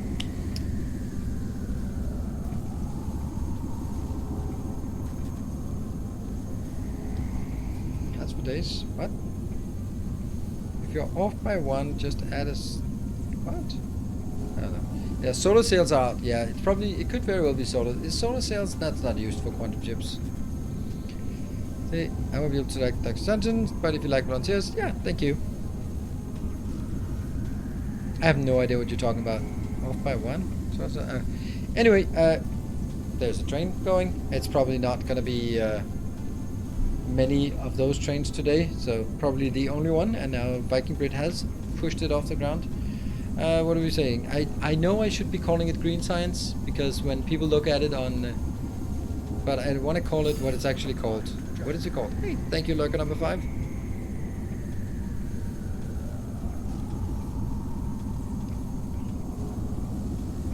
I can't remember what it's called. Is it called... It's not information matrix. It's called gravity matrix. Yes. Green gravity matrix. Green. And it's 5.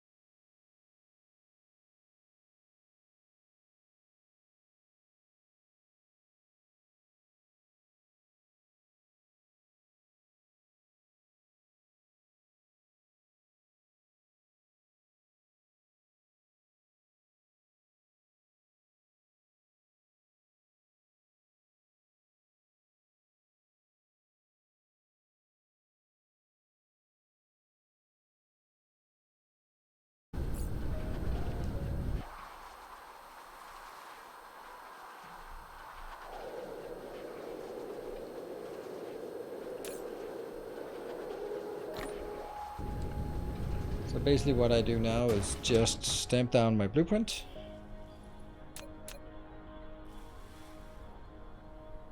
What? Why is this blueprint awful? Because I am facing south, that's why. I'm an idiot. That's why my blueprint is awful, because I'm an idiot. Okay, cool. And then I made a mess of this location, so I don't even know where I'm supposed to build things.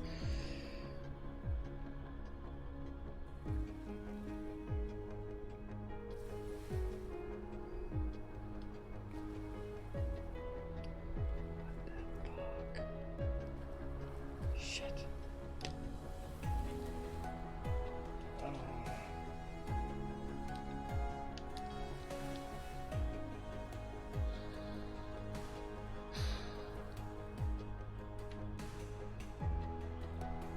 Okay, but it's that one. We can deal with that.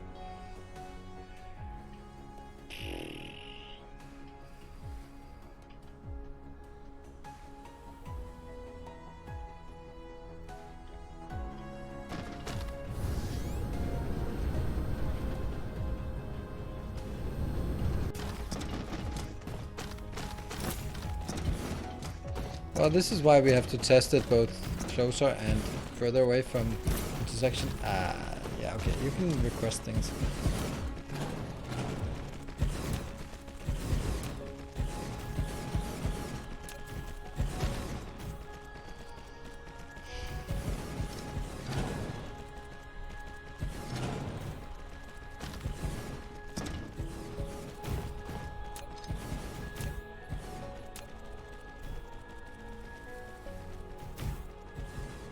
It's not really a big problem.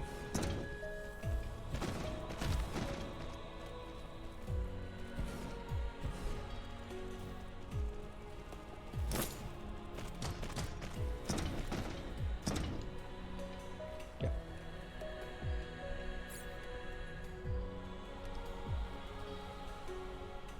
Got any opinion on the DSP trailer? I mean, you mean about the upcoming thing? Yeah, I'm excited about it, obviously. I think what they've done is it just looks really, really nice. It looks very much like exactly how I would hope it would be done. So that I am very excited about.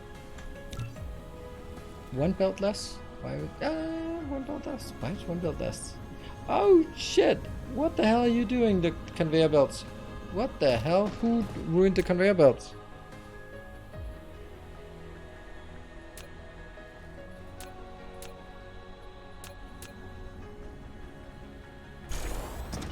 How do we... Oh, I must have... No, I have no idea how that works.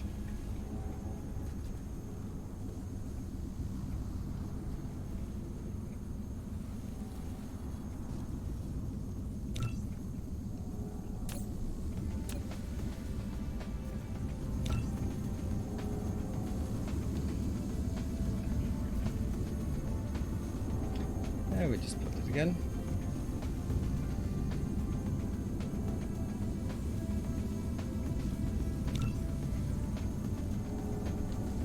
And I will be...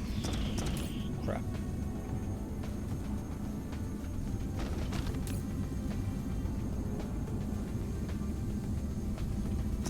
And now I need to build it again at that other location.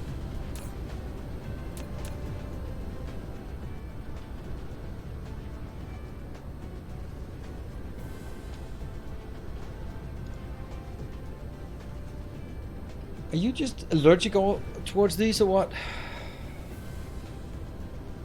This one can't be pushed. Oh, man.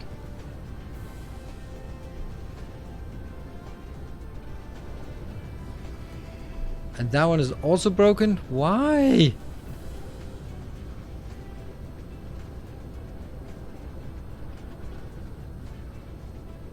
Not off by one, it's exactly right.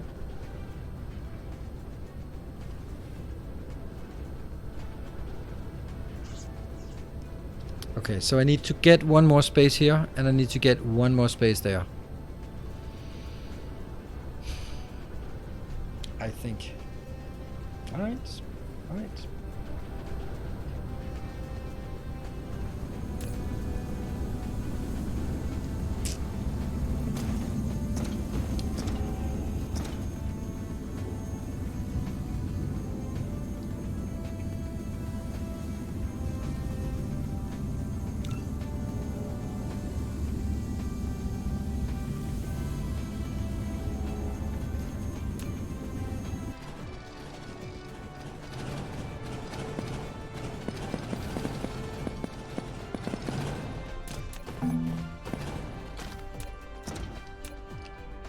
Yep.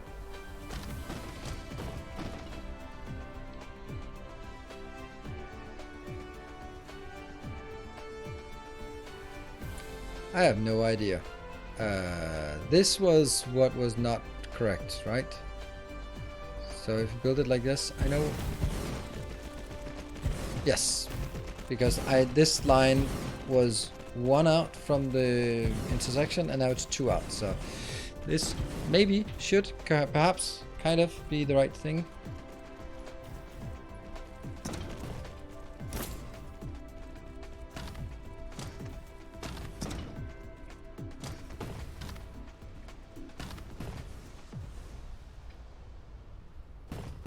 Wasn't there an extra one? Yes.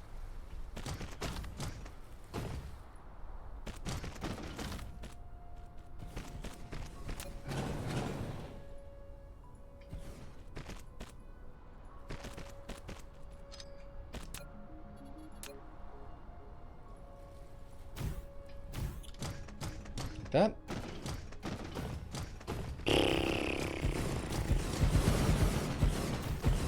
And then we take this one out. Ah, shit. Now I stopped the mistake. I was holding control. This is where it was before. This is where it is now. And then, of course, one further down.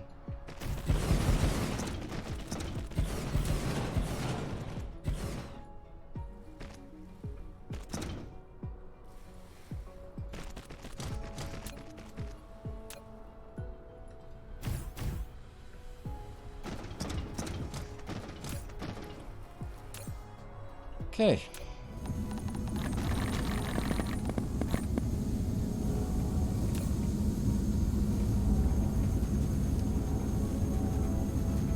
Lots of chips. Let's use those for something useful. That one.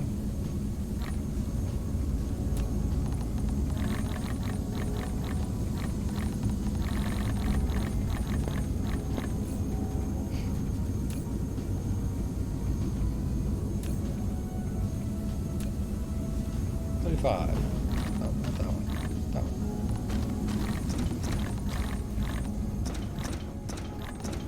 Good. No trash on ground.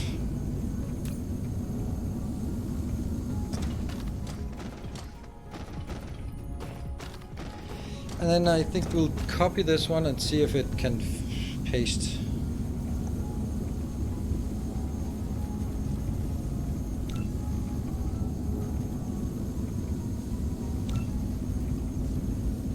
Unfortunately, I'd like to not paste it, but actually just.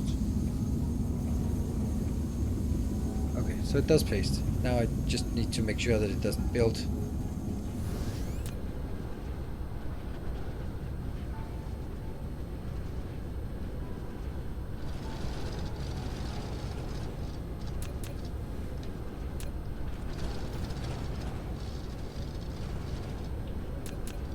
Yeah, good.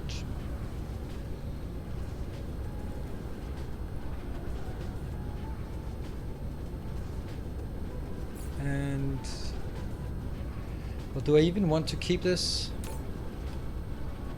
I don't know. Maybe I do.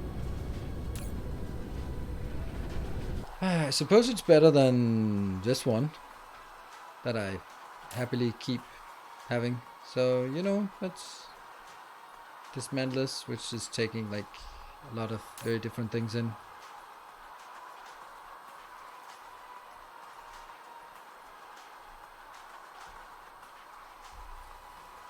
Yeah, so let's keep this. And then get into...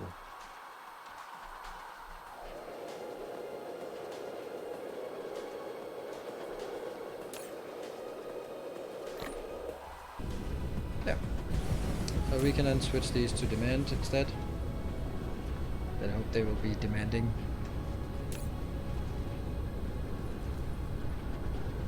Something else. Good.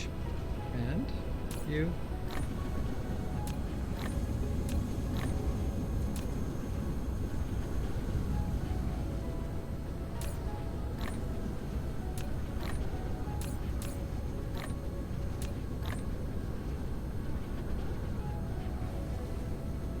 There. Come on.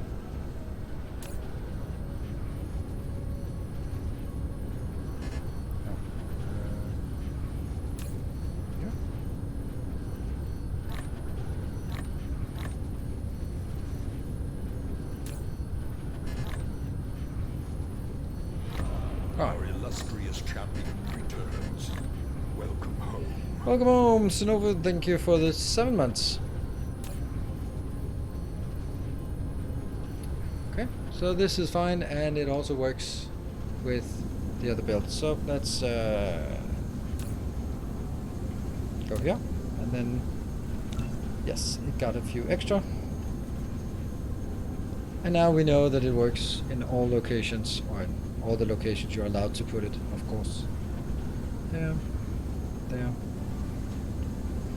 Designed hyperspace. Designed for MK2 as blah, works for MK3 as well. Ta-da! You got it. It's yours.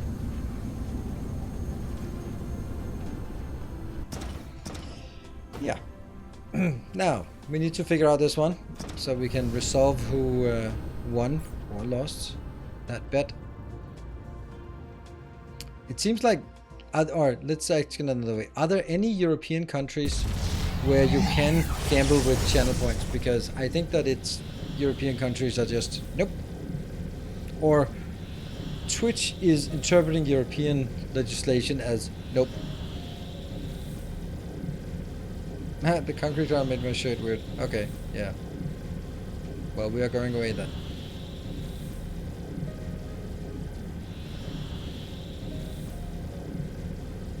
I can in Germany. Okay, weird. Alright. So I guess they didn't just go all European countries are just no.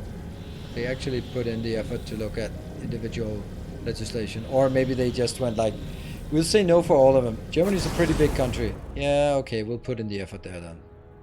Alright, let's see. Exciting stuff. What's it gonna be? What's it gonna be? Fucking glass. Fucking glass! You kidding me?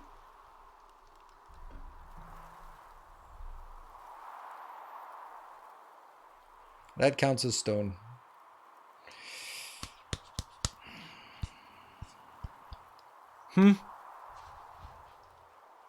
This is my opinion about that.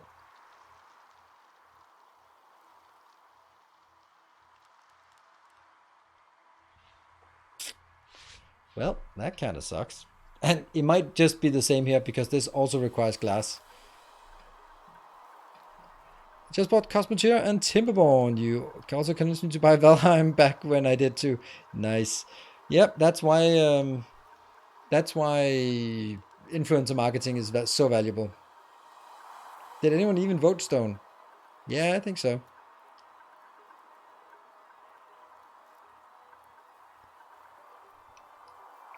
You did only go to one planet. Actually, I did another one. Oh, that's a lot of points. That's a lot of points. So who won how much? Oof. That's a lot of points. Stone is out. 2,200. Oh, wow. That's a lot of goodies distributed there. How much did you win, if we may ask, and how much did you bet? I was sure it was gift subs. Yeah, but for 20 points, yeah, that would have been a nice win. Streamers are precision targeted advertising. Has to be the best form of advertisement, right? Yeah. Cost less and should generate more than spam advertisement. Well, depends on what you mean by cost less. But you get really targeted. I mean, I don't know how well it works when you're following someone on Instagram and they go like, oh, this hair product thing, and or this dress I'm wearing, or this makeup, like. But because you just see like 2 pictures of someone you're following displayed with this product, and that just comes off as like irrelevant, I guess, right? But I mean, it must work, otherwise there wouldn't be money in it, and there isn't a lot. Hey, Clowntown, good evening. Thank you for the 3 metric years. Welcome home. If Niels recommends a product on Instagram, I'll buy 4x or whatever it is. Hey, I'll make a profile. Kids. I think you should have 2 of them, so you get 8. No, I think I'm kind of thinking from a perspective of an agency that wants to promote a game. Like, is the question, or at least for someone like me, and I know I'm not representative, when they contact me, I would hope and imagine that they want me. They're not so much getting to you, they're getting to me. If they can get me to play the game, and if I love the game, then I'm going to be producing a lot of content and thereby draw a lot of people in. But me playing, I don't know, Against the Storm one evening, is that really going to generate a lot of sales? I mean, don't tell anyone. But because you'll probably be more convinced by my enthusiasm than me playing it, or Floodlands for that matter. While something like Cosmoteer, which might have been like, yeah, but now you can see how much I love it, and I go into details, and you can see like, okay, it has a lot of depth, but that depth is not discovered during a first stream, as I could clearly show you that I just didn't get it on the first stream.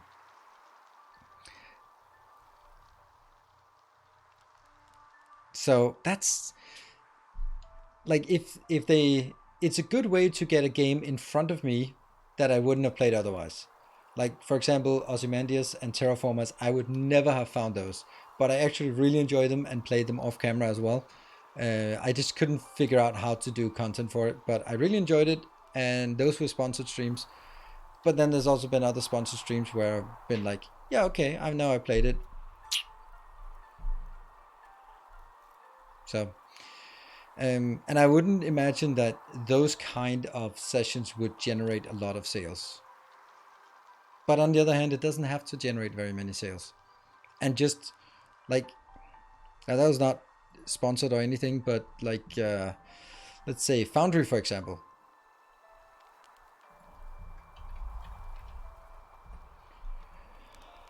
Uh, 104,000 views on that video. Ixion, 87,000.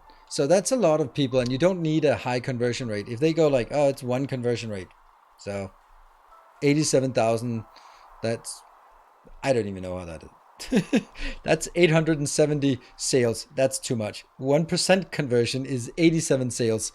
Like, okay, 0.1% conversion, that might be something you can start thinking about. Like, yeah, okay, if we can get 0.1% conversion on a view, then let's just play with that. Like 100,000 views, that would be 100 sales. 100 sales, $30 game. They take home 20. That's $2,000 the company makes from a video and that kind of thing. That's not bad.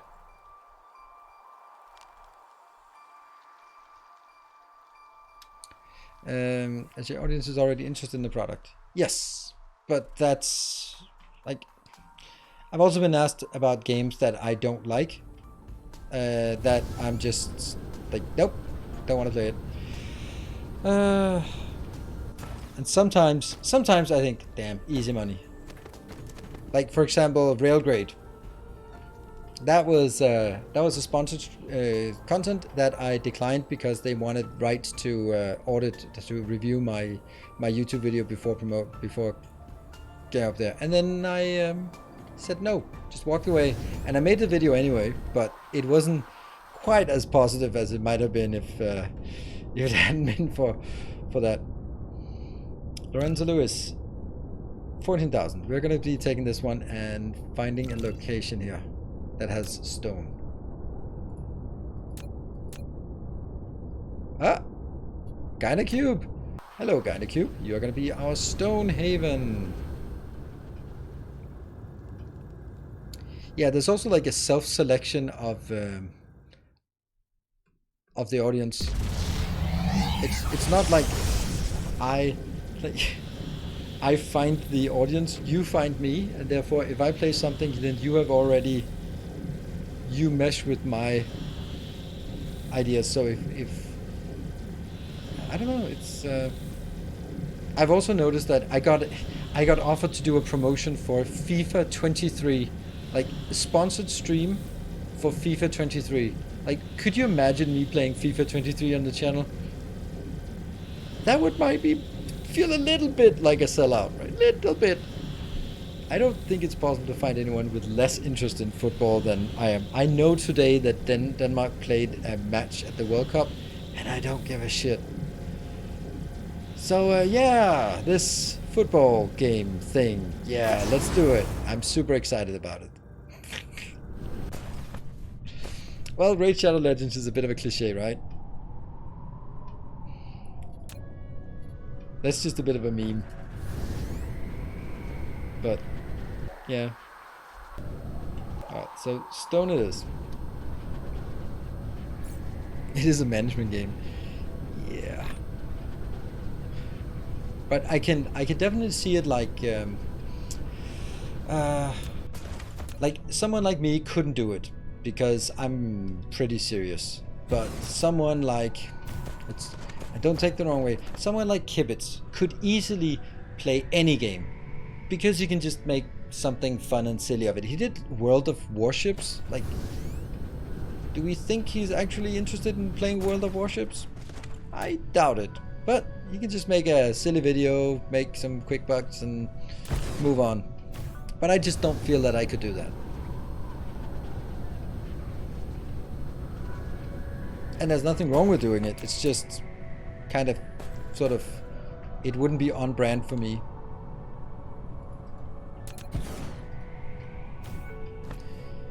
Logistics of a ball towards the goal and the use of 11 machines. Yeah, except they're pretty stupid, those machines, and they don't really they fall over too easily. They break even if there's nothing wrong with them.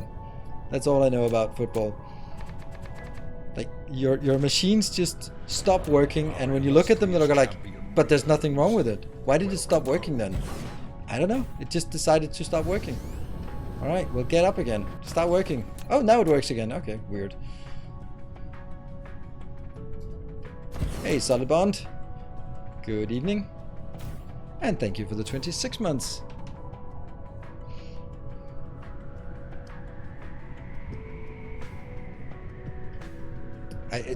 Hold on. I hear roaming, and it's not just one person roaming in my house, so just 2 secs. I'm not in the US. It's my kids. It's not home invasion.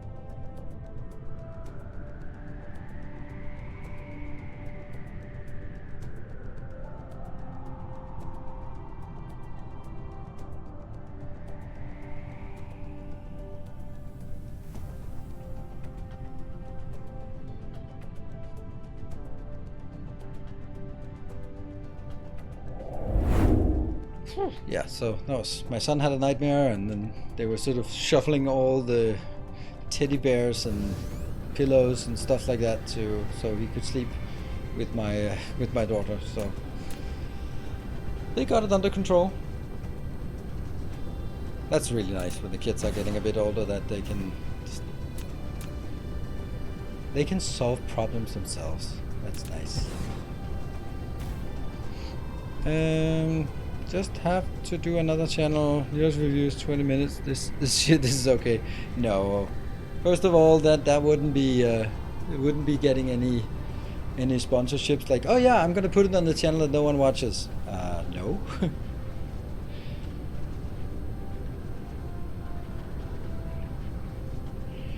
But it is like someone who has, in my opinion, has done like exceptionally well on making sort of a name for himself. Who is that? Splattercat Gaming. Brilliant, right? Brilliant. Just basically every day new game. That is like the perfect thing to get like a monstrous amount of sponsorships, because if your brand is I review new indie games, then that's gonna be like, oh, we have an indie game, we need to get to this person who is literally reviewing indie games. And it's also like, and that's also what I say, like really fair about it. Like I watched some of the games that I played as well, and came to the same conclusions, and also said it in a sponsored video, like, yeah, I mean, I feel I played this game before, and I don't know, I've only played like this many hours, but it's kind of, I'm still waiting for that unique thing. And I was like, exactly some of the thoughts that I had about some of the games were like, yes, I mean, it might be interesting and might work, all the systems, but why am I playing this over all the other games? So having sort of a brand of reviewing indie games, probably a good way to get good sponsorships.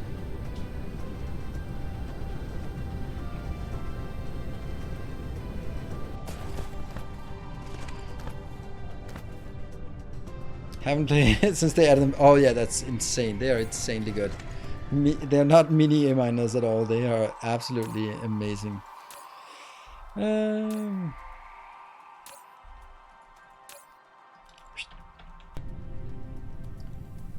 our beautiful blue planet.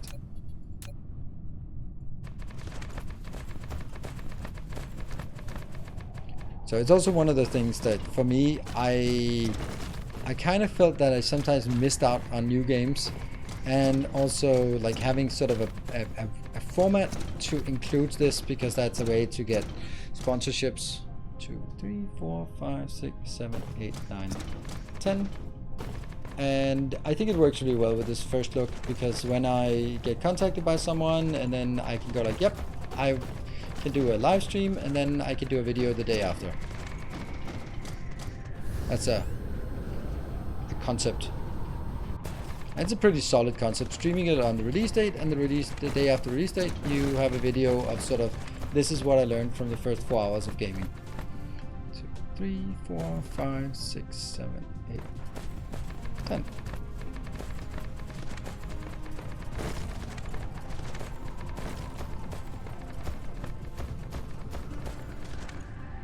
Nobody takes risk anymore. Yeah, Fennec, that's one of the things that I've been thinking about it. Like, what is it about God of War that didn't really mesh with it? And I think it's actually essentially that it is so safe. It is so safe. It's like has the right percentage of diversity and all that stuff, and the story is like not offensive to anyone, and it's like this just mellow, and the fact that all the puzzles are like, okay, here's a puzzle, like, have you tried doing that? I was like, come on, I like fucking 5 seconds, let me just take in the atmosphere and figure out, like, maybe you could do something with that chain over there. It's like, okay, ruining it, just completely ruining the puzzle by just getting to a puzzle and then telling me the answer to the puzzle within 5 seconds. Like, if I've been standing there for 2 minutes, okay, you can do that, but sometimes you go over there and go like, okay, all right, okay, maybe you could try freezing that geyser. It's like, oh, fuck you, now that ruined, because that's just it. That's and I think that it's about sort of the worst thing that can happen is people don't complete the game. And therefore we want as many people to experience as much of the game as possible. Therefore it has to be as accessible as possible so that no one gets stuck on this puzzle and just are done with it. And they go like, oh, I didn't solve the puzzle, I can't move on. Like, just move on. I've also noticed that they don't do it for Narnia chests, which are optional. So they only do it for the stuff that sort of progresses the story, because they don't want anyone to get stuck on the story because of a puzzle. And that's it's just one of those things where it just feels very, very safe. And very sort of less guided by a creative vision and more guided by feedback from focus groups. See? And then we take something like Elden Ring as an example. Like, that is Miyazaki's vision. And if anyone comes to him and says like, it's pretty stupid to have a, like, you go into the dungeon and then you have to find a specific well and you have to jump down that well, and you have to find a specific pipe with a hole in it and jump down that hole, and then you have to find a secret door behind an altar, then you have to fall down a puzzle of falling all the way down, and you have to find another thing, and you have to complete 5 steps of this quest, and if you've done all of that, you get the extra ending. Like, that is not what a focus group would say good feedback, but this is the kind of thing that makes Elden Ring so goddamn unique. Like, remember when maybe you remember the first time we saw the bats and they were singing, and we're like, they're singing in Latin, that's weird. No, they just composed music that tells the story of the lands between in Latin being sung by the bats, because who is that for? It's they do that for, not because it's the best way to do maximum content for the money, but because it's the thing that makes you love that game so much, because it has these teeny tiny things that just fit in. So, yeah. But anyway, that's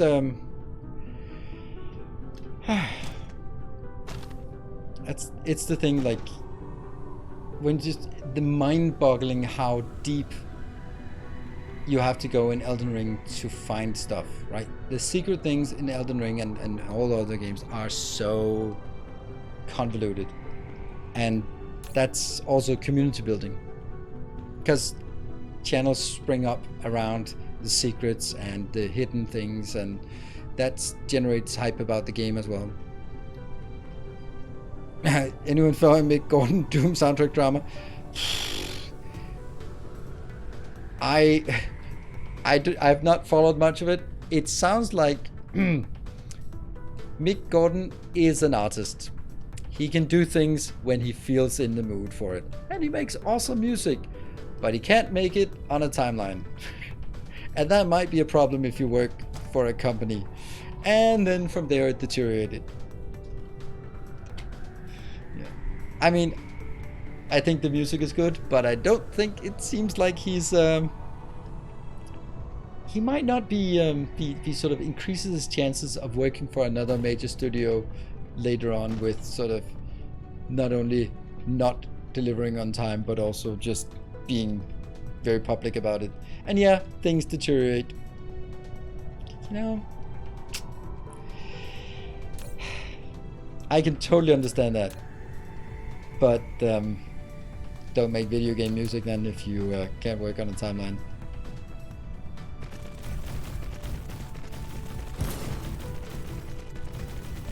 So,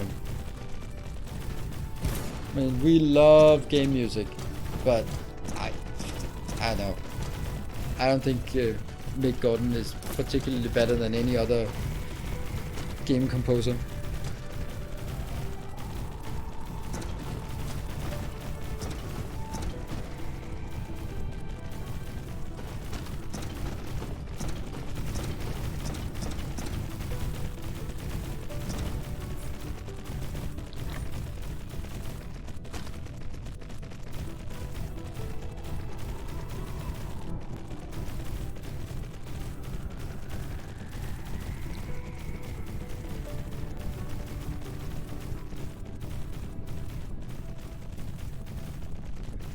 pretty much screw over. I think there's more to it than that, but I also think that there's a problem with the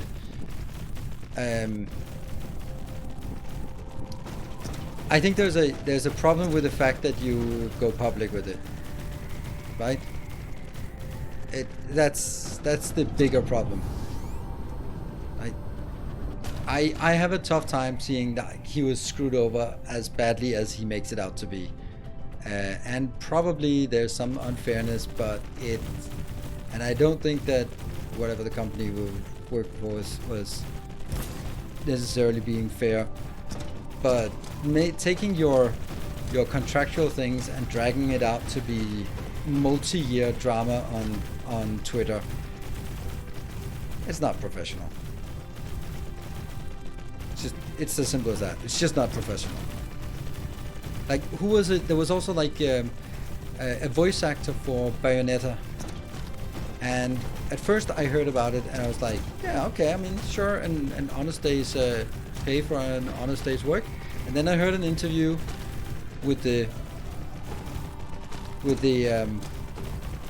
voice actor, and then I lost all respect, because that was basically like, oh, this franchise made this many million, I deserve a fair share of that. Like, no, because it didn't make that money because your voice. It just didn't. It could be anyone else, and yeah, sure, it would be nice to have the same actress in the same ones, but no, you don't deserve a share of the pie. You are working on commission to work on a piece of it. You don't get a slice of the pie. That's just not how it works. Like, the developers don't get a slice of the pie, they get a salary, and you get a salary for X lines, and maybe they don't think it's fair, then don't do it. Yeah, so.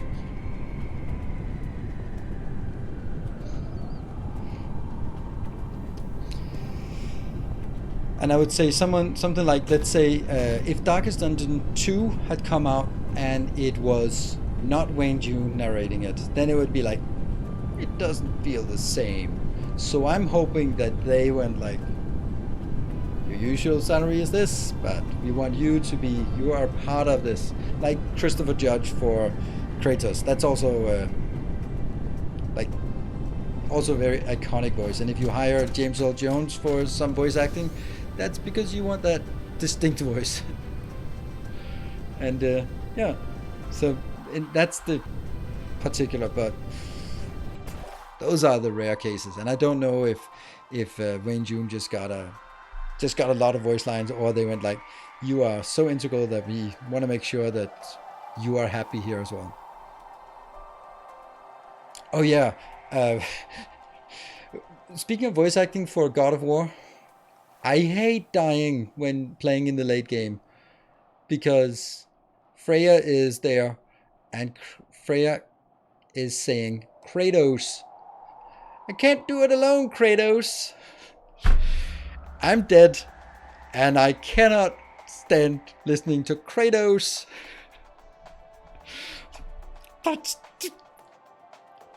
It's not Kraydos. That's not how you spell it. It's not Kratos. So that just rubs it in. And by the way, I cannot play God of War anymore.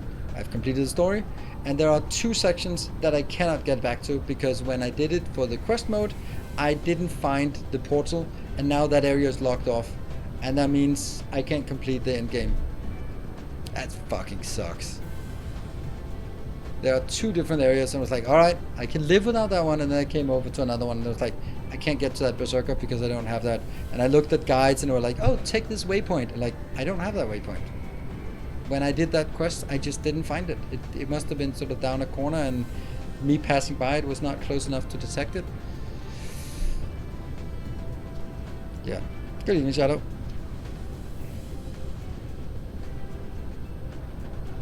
Yeah, I hate when games do that so much. Yeah, because I played, I don't know, 40 hours or something, and got into the end game, and the part I love the most is the hard combat, right? So the berserkers, the Valkyries in the original, like, that's the best part.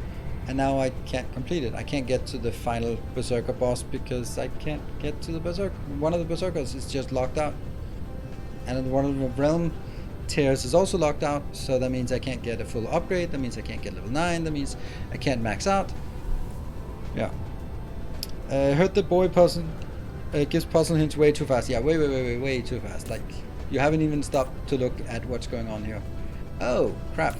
Oh, right there. This one will be... I can't do it alone, Kratos. Kratos. No. Feels like that I miss out on a million things. Yes. That is true. That is very much... But that's also the feel they've gone for, is that they wanted an open world where you can go like, I wonder what that thing is, and then there's a thing over there. And they've been like, you look at things on the landscape, not on the minimap, but not as in like the opposite is Assassin's Creed or Horizon Zero Dawn, where you look at the map and it's just full of question marks, and you go like, I need to turn all the question marks into completed things. Yay! It's like, oh, okay, find 3 of those. Yeah. Kill 5 of those. Yes. Collect 5 of them. Yeah, okay. And you just sweep out the map. Like, Elden Ring is not like that. Nah. You're going to be roaming and you're not going to find anything, or you might roam and find something really awesome.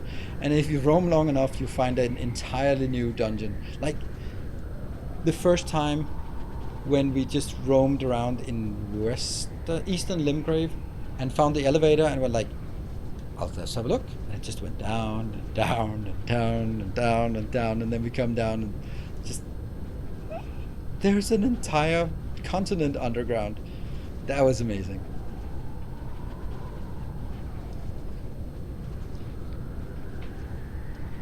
My Play-Dohs, Kratos. Yep.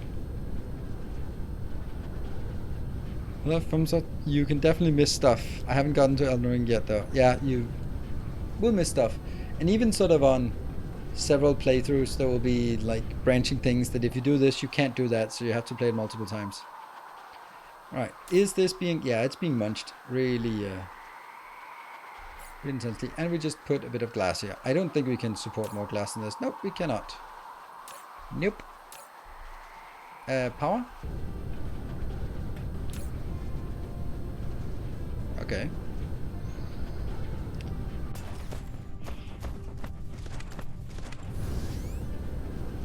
And let me just add that to our setup here.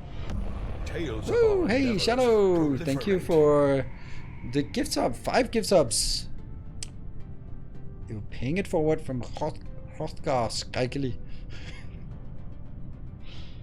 Funny. How many did I build? I built 6, so it's 720.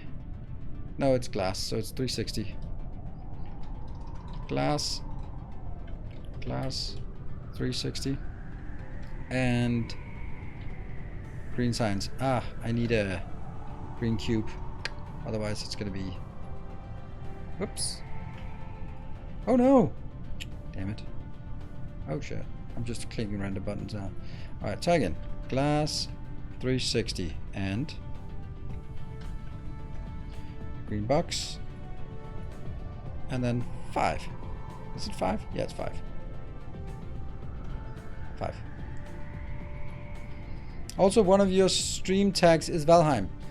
You can try doing the Valheim command and then see if there's a reason for it. Why don't you put the minus at 300 to cope with the demand? I don't really have the power for it, and should I? It's just... It's 9 times as much. Okay, so...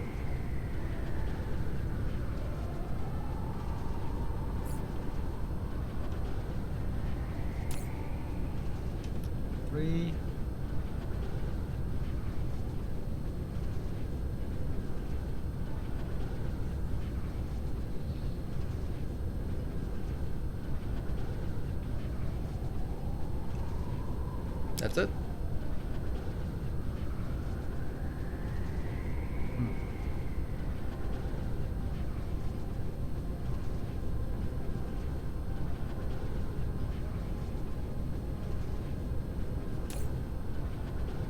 4, 5. That can't be right. I have more than 5 of these. 6, 7. Each of these is 1.2 million, and we have about 10 million, so I definitely need more than 6, 7.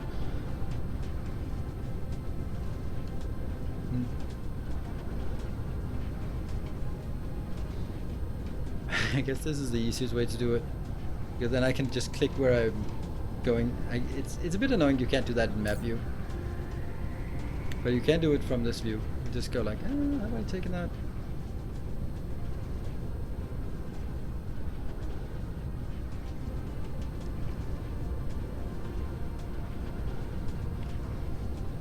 If you stream Valheim, please start from scratch. Yes, we'll do that tomorrow, so make sure you join tomorrow.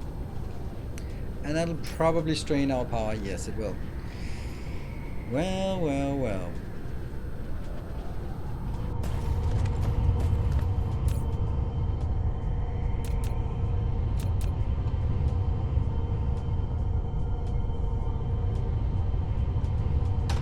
Don't even know if that works, but let's see. It does seem like it will work.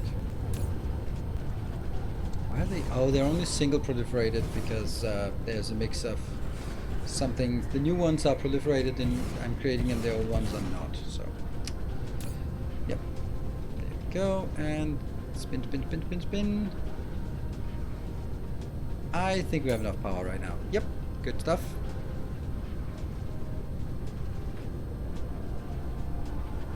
Closing. Alright, that's all done. Thank you for joining. See you around. I don't know if you know about this Valheim, but might be a game you'd be interested in. Best thing on Valheim is building a huge castle. Yeah, except when you actually have to build it and then go like... like, I spent so much time chopping down trees and mining stone just to build my, honestly, pretty damn big castle. You're missing one stone patch. Ah. But where?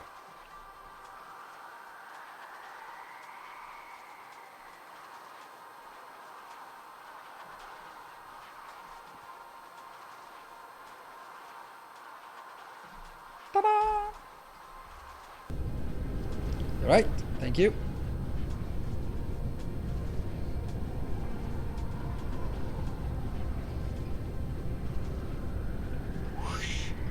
Trying to see if you can get away with that. There, and whoosh.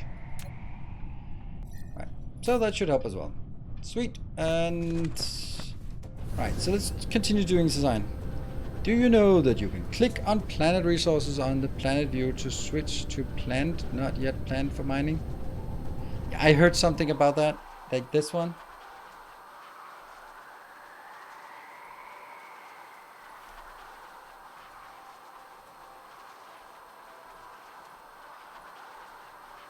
I think that's nice. That's actually really nice. And now that I think of it, because that shows me that I'm missing something. Or no, not really. It just means that I haven't been covering all of them. Some of them are pretty big and I'm missing a few tiles here and there. That's probably just that missing thing. Yeah, that's good. Good point. I didn't think of it to use it that way. I was like, I know what I'm mining on a planet, but this actually is a good way to check if you have tapped all the resources. Sweet.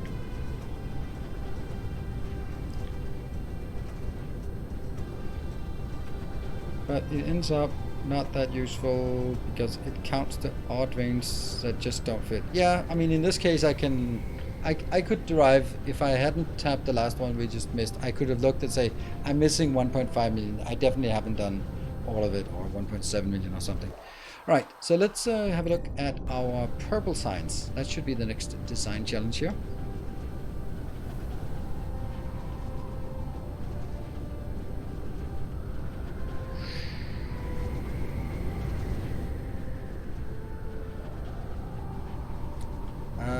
I am just thinking this is not going to be sustainable.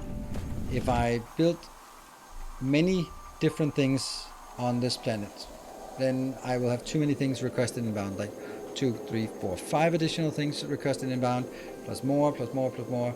I think I need to find another planet for the purple science, and then this one can then be scaled up to, well, whatever this needs to be.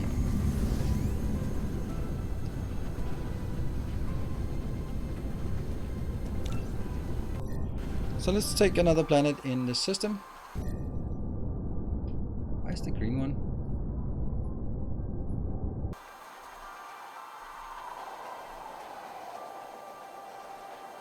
Oh shit. Why? It's the one back home. Okay.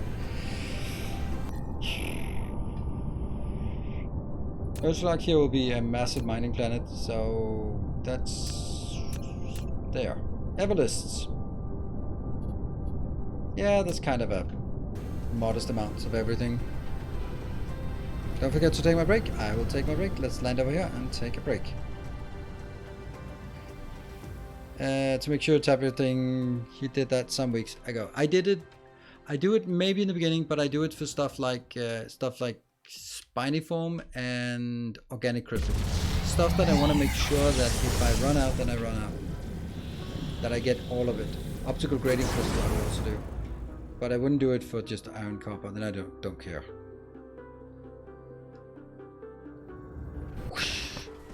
Beautiful planets, as always. Whoa, Shadow! Thank you for 5 more gifts off. Oof, you are certainly in a generous mood. I think you've been, maybe you are suffering from an overwhelming wealth and just need to get rid of it. And there are no more social networks for sale right now. So this is all you can do with your vast wealth. That's my theory. Ah, come on. I don't have enough concrete to do bad stuff here.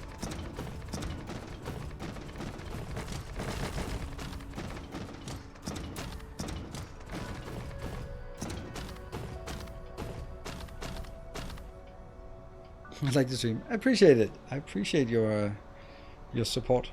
Oops. Actually, let's build this one here because we need it.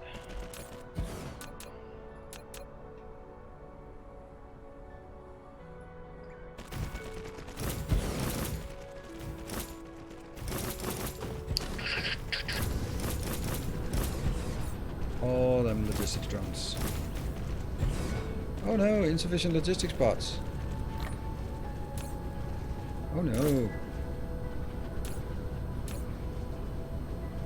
Should always have enough of this. And let's also build the outer ring.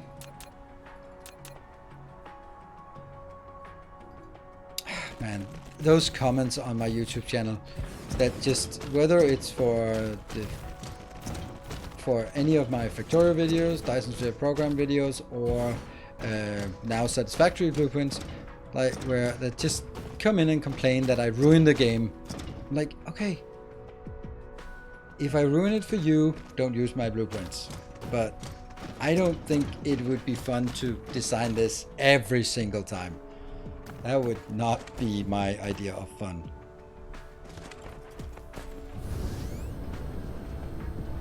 Good. I'm going to take my break here, and then we'll just tap this planet when we get back. And we've got things inbound.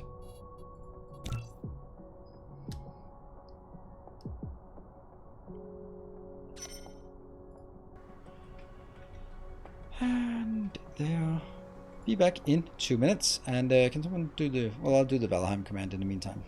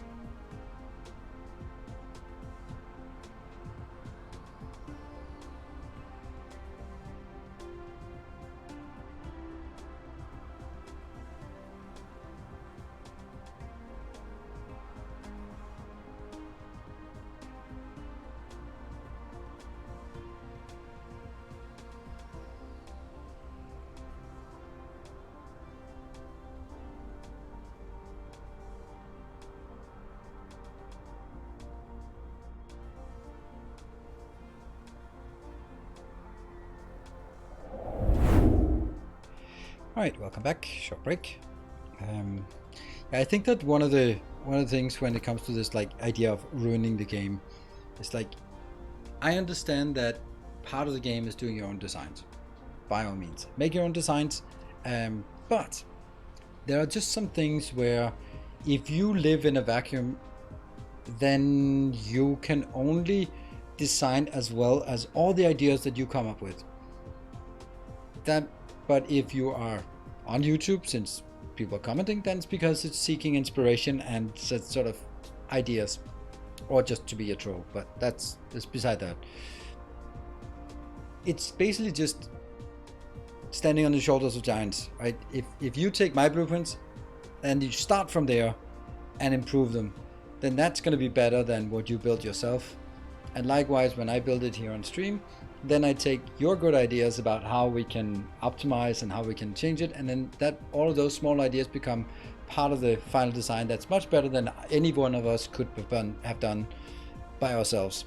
And that's the part where it's the collective knowledge that we use to sort of push the community forward. And I want to be on the bleeding edge of this is how to design things in these kind of games. And it just takes a bit of time for me to sort of catch up to everyone else and then be on par with everyone else. And then this is where we then try to sort of come up with new designs, new approaches, better ways of doing it. Because that's the fun part for me, like pushing it. It's basically like if you're thinking of studying, like some people just want to do their bachelor's degree, where you just take things that are known in textbooks and you do the same things that someone have done hundreds of years before you. Hey, it's good to see you. Thank you very much for your subscription. Hope you're doing well. Or you can sort of look at it from a master level where you look at the best research out there and then you use that and you take that, or you can sort of get the PhD perspective, and that's where I want to be in a PhD in this kind of games, where I want to make a contribution that moves the entire community forward. And it might be a small contribution in some games like Factorio, but well, I mean, not anymore, but you know, there can be some things where this is what I'm striving for in any of these design games. And that's the fun part. Then out comes the city blocks. City blocks it is. Like the structure I have, like my latest Dyson Sphere program video with how I take a bare planet like this and then structure it. It's, yeah, then I have something that you can use and go like, damn, that's actually pretty clever to be able to do the entire planet in one, or sort of have a consistent plan for how to deal with the planet, right? Playing Captain of Industry. Oh, I did not know you were playing Captain of Industry. I did not think that was a game for you. It's an impact is an impact, right? But I'm doing thanks. All is well on your end. Yep, we're having fun. Just this. Have you played Dyson Sphere program?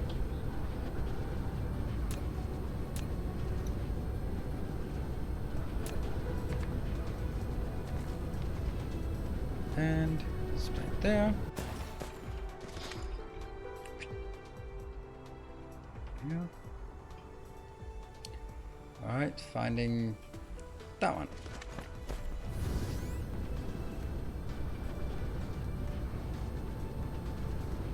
Is a time delineator for me. There are the dark ages of Prinos and the golden enlightened ages. Wow, that is one hell of a compliment. I thank you for that. That is, I'll put that on my CV for sure. A bit of a cultist thing maybe.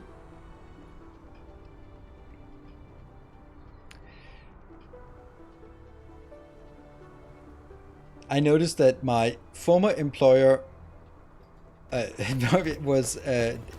released a YouTube video today, and I'm just like, you're in my turf now. This is my domain. You might be one of the largest companies in Denmark, but shit, you don't know how to make YouTube videos.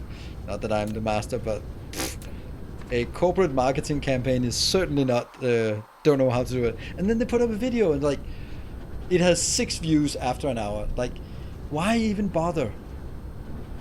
What's the point of this? They're basically like, they made an internal video and they go like, yeah, this is cool. Let's put it on YouTube.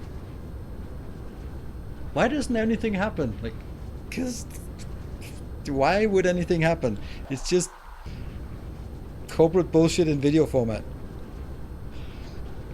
I mean, it's just, I refuse to click on it because I would be like, I can't add 16% to their view count. No way. They gotta earn it.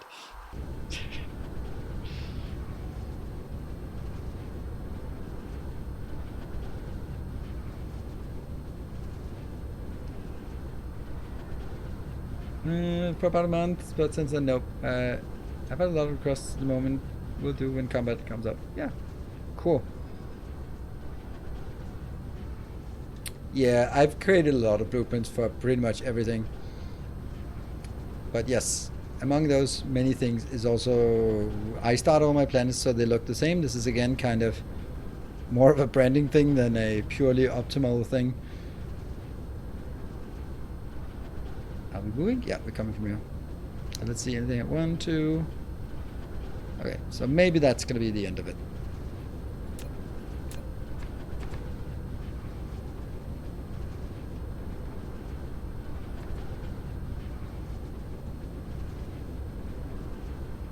That's my meridian. And now it'll work. Yay! It works. Sweet. So not a 4x4. Yeah, this is the... You got a good point. But it's exactly this. This is exactly the difference. Like, why... I can understand why they Corfuzane wouldn't want something like this of this scale, because the model probably can't handle it. That's fine, but there's a far cry from being a 4x4 to being this scale, and it's not because I need this scale. I also think that wouldn't fit with Satisfactory, but I want to be able to do sort of a module in a non extremely crowded way, in a way that I can just like, okay, here's a module like your first oil build. That would be perfect. Take oil and water in and you get plastic and rubber and maybe some power out or something like that. Like just a little compact build. Or your first build of alkyd aluminium. That's also like a really nice one that would just deserve to be in a blueprint. So but more interestingly, have you made some cool blueprints that you're like, damn, this is useful? I mean, I don't doubt that it's useful. I just don't find it to be enough for me to sort of dive in and throw another couple of 100 hours at it.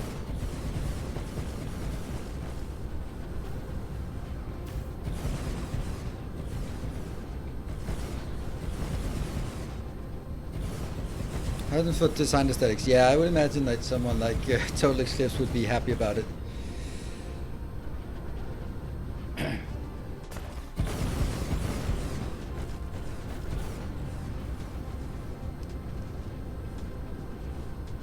Some that reduce hours of building. Okay, cool. I really need the snapping for it to be any real use. So you can sort of build a little module next to each other. If it was 5x5 and you could snap belts to each other, belts, pipes, power poles, that would be nice. Then I could definitely see that you could make some good, generic, useful designs.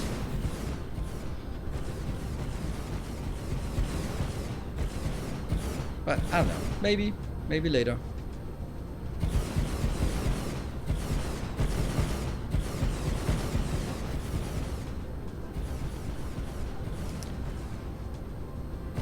Your already established foundations.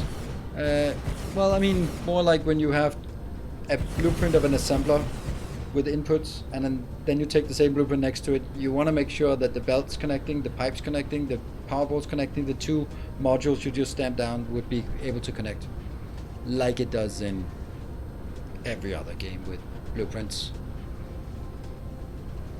So, yeah, but alright. Can you do 4x4 blueprints at factory? Or is that a different game? No, it's 4x4. You can do 4x4, technically 4x4x4 foundations, because it's also 32 meters high. So, let's see. I don't know. It also depends on what kind of feedback some of you regulars, like, I think it's mainly, honestly, if you and Total Eclipse and Kibitz are all like, it's awesome, but can we have it a bit bigger, they would listen. They are definitely not listening to me.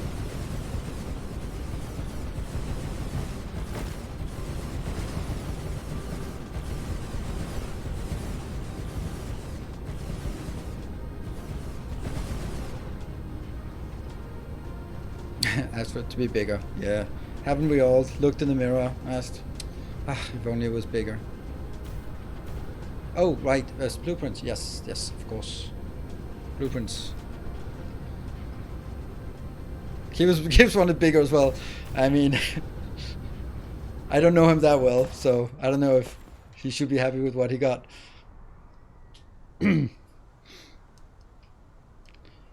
Has anyone calculated how tall the mech would be if the planets are Earth size? Yes. Someone has done that. But that's not the case. These are small planets.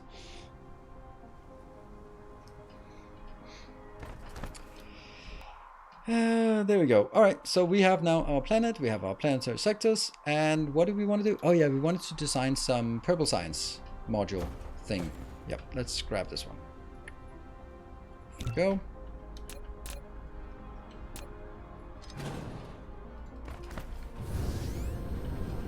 Let's start it. Is there anything we want to mine from this planet? Maybe some silicon? Okay. Hey, this is a good place.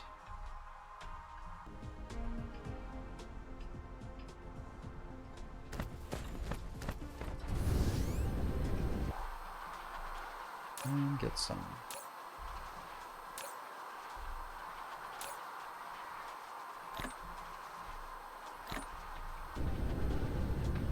And here we go. Let's get this. Whose planet is this? This is Everlist. Do we have a color for Everlist? Yes, we do. Sweet. Thank you, Everlist. Hello, Everlist in the VODs. We're expecting that. It's too bad that we don't see Everlist so much anymore now that he's gotten a job in the States working.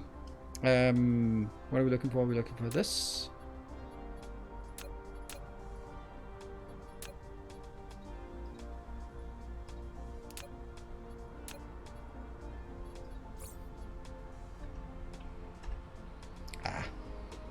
Need an FF at the end.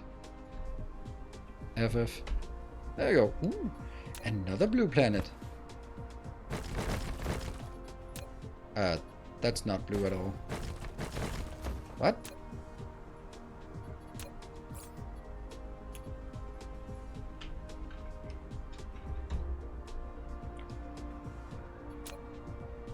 Maybe it's just the fact that there's a blue background and a blue lines, and yeah, we like blue, I guess. Everything is blue here. Don't start singing. I'm not. 1, 2, 3, 4, 5, 6, 7, 8, 9, 10. There we go.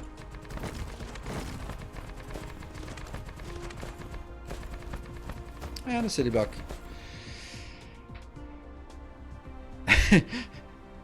1E213D is a dark blue color. I mean, okay.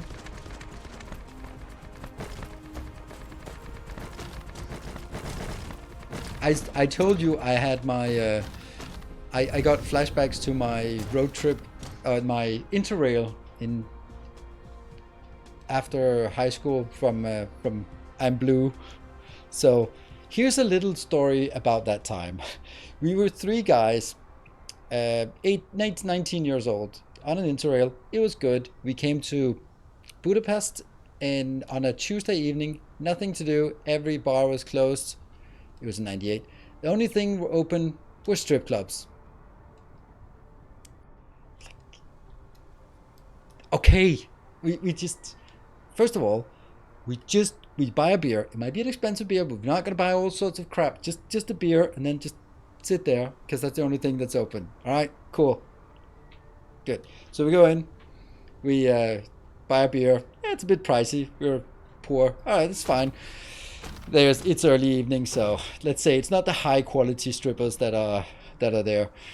And then some strippers came over to us, and they were like, no, that's fine. We just have our beer. No, that's good. We really nailed it here. Sitting here with our beers that, yeah, a bit pricey, but pricey by Budapest 98. It's still not very much. And then a bit later, they sort of talk to us, these women, and then suddenly there were like cognacs and drinks with sparkles, and I was like, no, we didn't order it. I didn't order it. Did you order it? No, did you order it? And one of the guys was like, maybe I can't, I don't know. Fuck. So we're like, sorry, we don't have any money. We are poor Interrail. We don't have any money, and we just withdrawn all the cash we needed. So the one guy was having all of our money in his pocket, and we were sitting there, and then we got threatened with getting beat up, and we were like, you're not be allowed to leave until you pay. I was like, we don't have any money. So we sat there for a bit, and I mean, we could still watch the show, but and it was getting a bit dicey.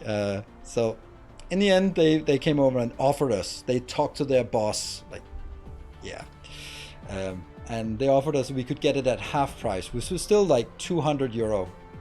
200 euro for 3 poor students in 98 is a lot of money. That was all the money we wanted to spend for the entire week, and we were like, what can we do? So they also wanted to search us, so they sort of had to search our pockets, and the guy who was carrying the cash was, I mean, I don't know what kind of sleight of hand, but he managed to get it in his socks while they were searching the rest of us. But anyway, he was then escorted out by 2 bouncers to withdraw cash, to come back and pay so we could leave. So yeah, I'm blue. Yep, that is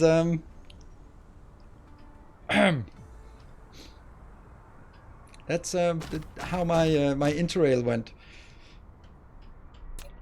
But you know, these are the kind of things where it almost went bad, right? I mean, it could have gone pretty bad if it was definitely not a civilized place, and if they felt that they could just rob us if we had anything, or at least beat us up to make sure that we wouldn't do it again, then they would be doing that. So it was kind of like, all right, let's get the hell out of here and just write it off as a good story, and we learned our lesson. Don't go to a strip club in Budapest on a Tuesday evening if one of your mates cannot say no to a prostitute. The last thing is pretty important.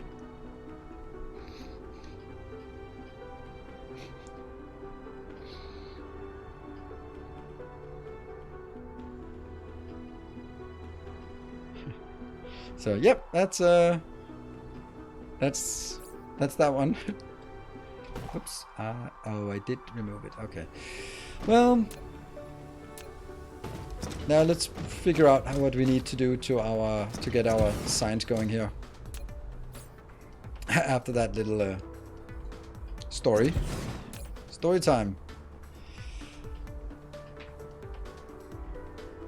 In the meantime, we have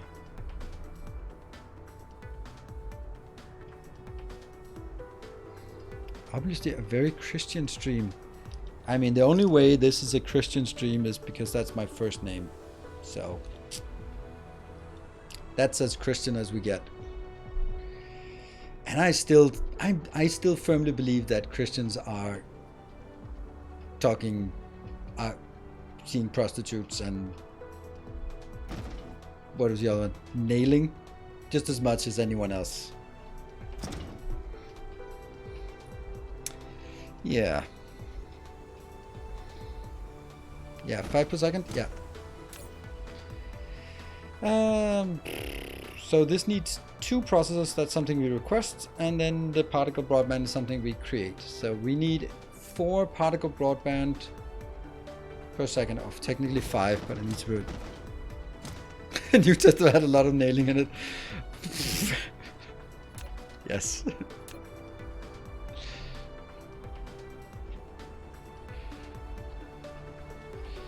Yeah,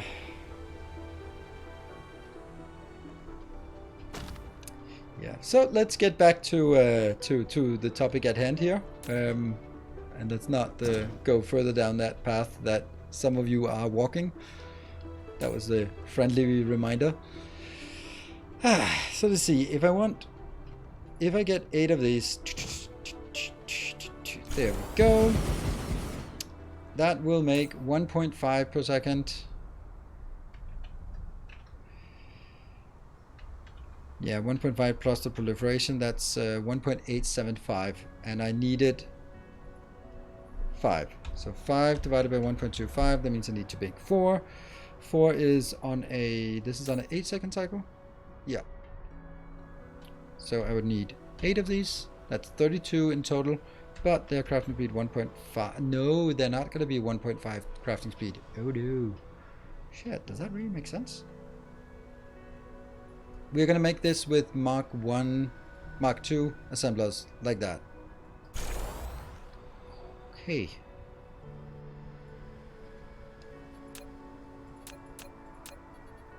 Well, I don't have enough, so we'll have to make it like this and then pretend. There.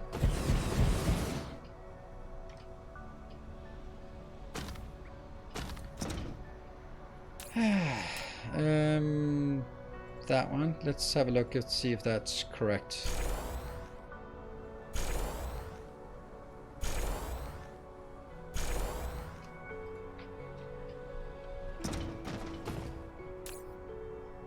So each of these rows makes 1.1 per second. 1, 2, 3, 4, and then proliferated, that goes in here, becomes 5 per second, and then no, it's I have to produce 4 here, then it comes out as, it goes in proliferated as 4 per second and then comes out as 5. Yes, that's what. So this is making 4 per second plus proliferation. Shit, I need to divide it by 32 divided by 1.25. Can you do that?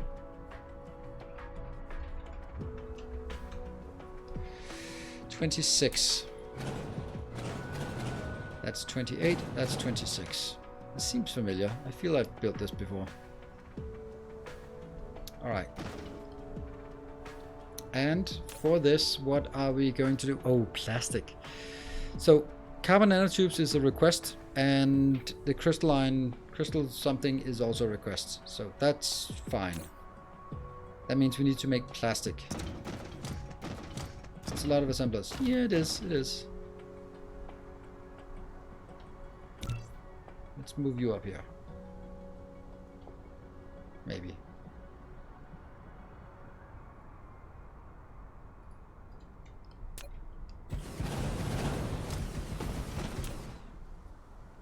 When I say leave the topic alone, that means the next thing that happens is that I'm just gonna start banning people. If you don't get it.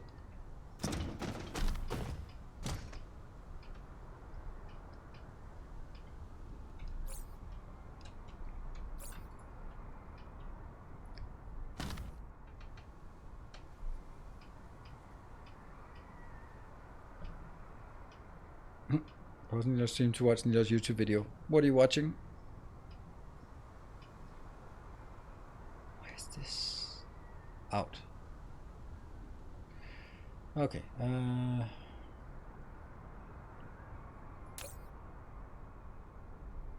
Plastic. Plastic is in there. These are supposed to be assemblers 2, but I don't have enough assembler 2 for this. Technically I do, but yeah, this is going to be working like this. Okay, so I also need refined oil and energetic graphite. Okay, so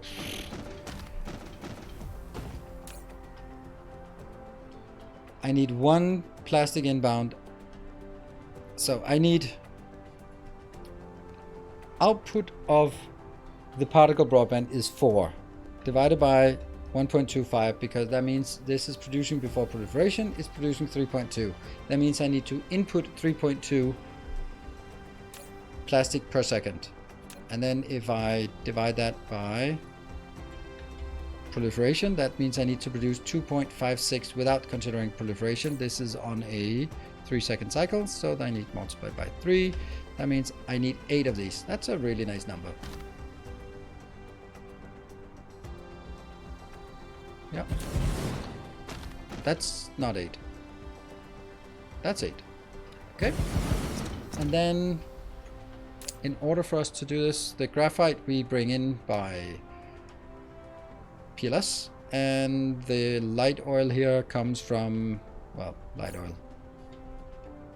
I just need to figure out. What do chemical plant 2 do? Are they worth it? They are twice as fast and cost 4 times as much power, so it's exactly like the smelters. And are they worth it? Yes, they are, but I want to build something that isn't necessarily available at this time. So I don't want to make it with Mark II, because by the time you want to make this blueprint, you won't have that, because you're still breaking purple science. You will at this point only have,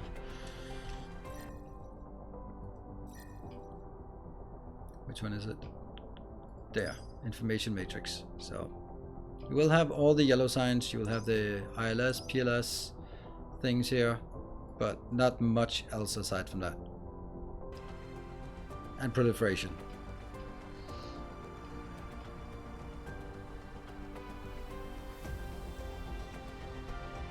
Started working 30 minutes ago. Might be time to start heading to work then, I guess. Maybe.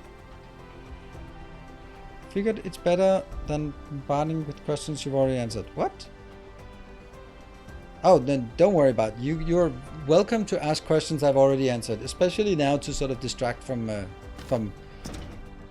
wherever the chat was going. So feel free to just ask your questions. I will be trying to my best.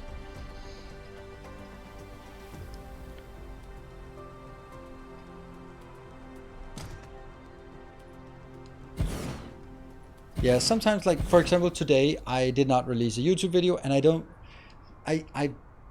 I'm starting to learn to not feel guilty about having a day where I don't release a YouTube video. That doesn't mean I didn't work, because I had to issue new invoices, and I had to prepare a lot of things for the next Cosmoteer video, and look at a lot of things. So, you know, I still did a full day's work, but it just didn't amount to a YouTube video. But it still kind of feels, oh, I should be. Alright, let's get this one. This is 3.2 after proliferation, 2.56 before proliferation. That means I need 2.56 times 2, 5.12. 5.12 is how much light oil we need. And each of these is producing, oh, I also need to do a calculation, so that is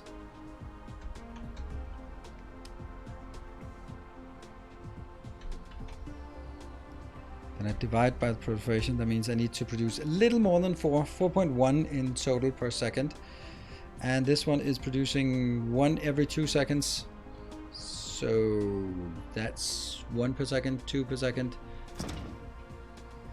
Yeah, okay, so that's 10.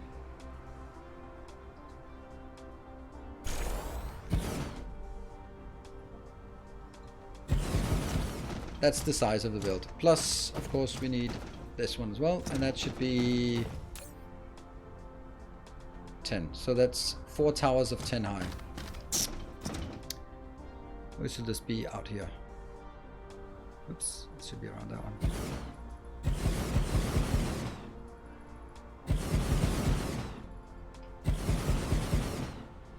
Item. Ooh.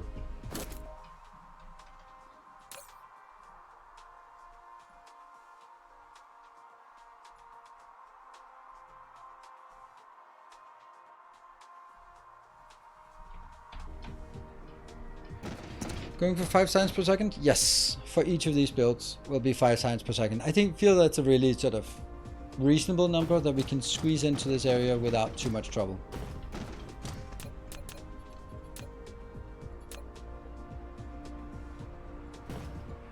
Let's see, this will be... Right, so we need here, we need... That one's coming out, but I also need processors because that's going to need it for the final one. Plus these two things, right? Carbon nanotube and fractal something.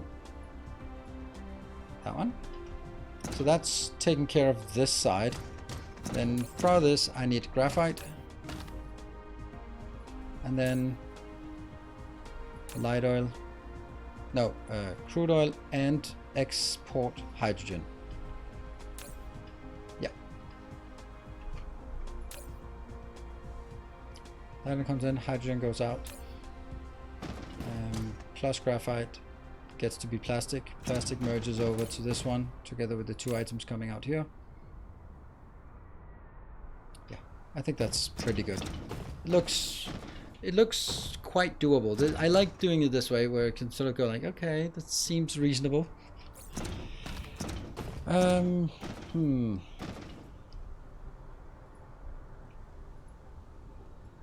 just build it down here.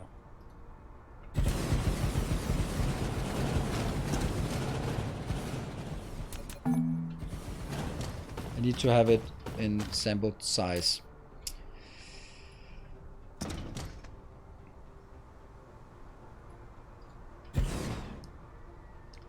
Are you sure you make graphite?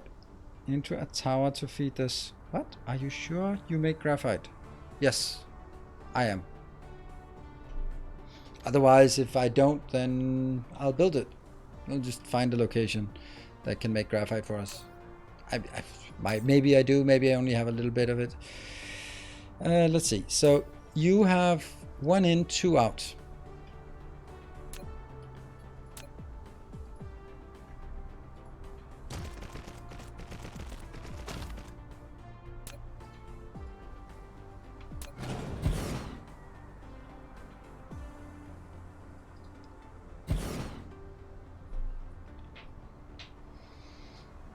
Let's see. I would need to have at least 4 lanes wide, but it could also do 5 lanes wide. Yeah, maybe we'll just do 5.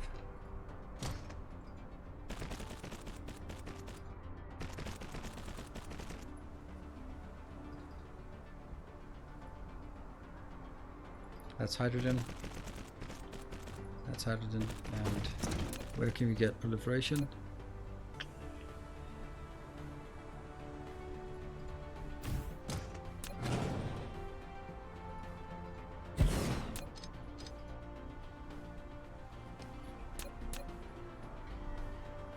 That, and that's inbound, and then light oil and hydrogen. Inbound, light oil and hydrogen, like that.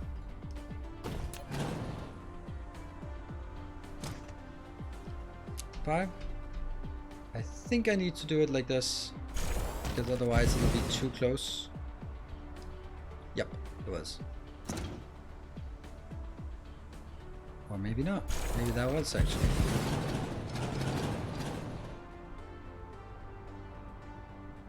Maybe this is the right size, because this one wants to make it even closer, which is obviously the one that doesn't work.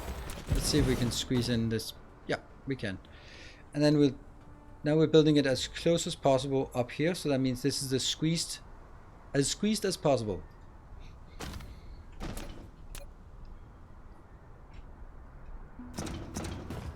And then go away, go away, go away.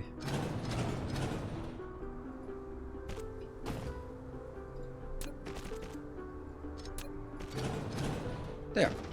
That's our hydrogen coming out, or our light oil coming out, which will then be proliferated, and then we need the graphite as well. Will that just have to go around? I guess so. But I'd rather have it go up here.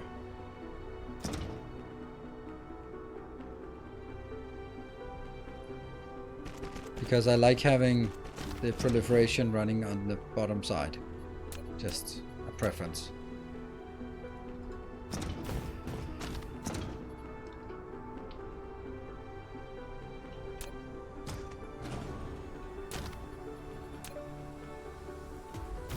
Okay, and this needs to go into...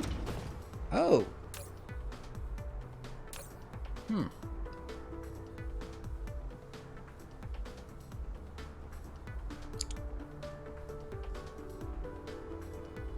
Oh, this is brilliant, I think.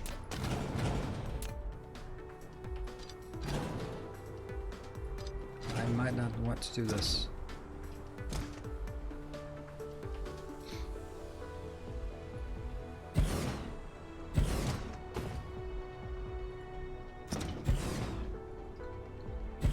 Then I could, if I'd remembered to put more space for it, but I could do this part.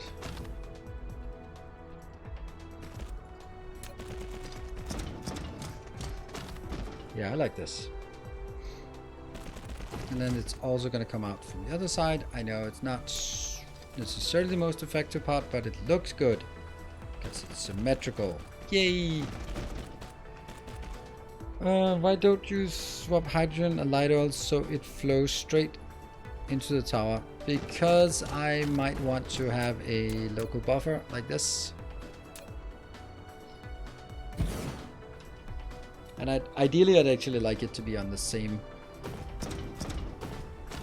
But yes, you're right. That would be much nicer. It would be much nicer actually. Yep, good point. Oops. There. Ah, fuck it.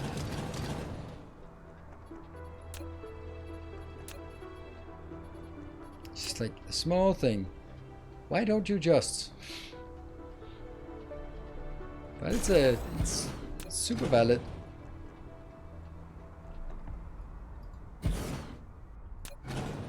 Not because of this, but because if I put it on the inner one,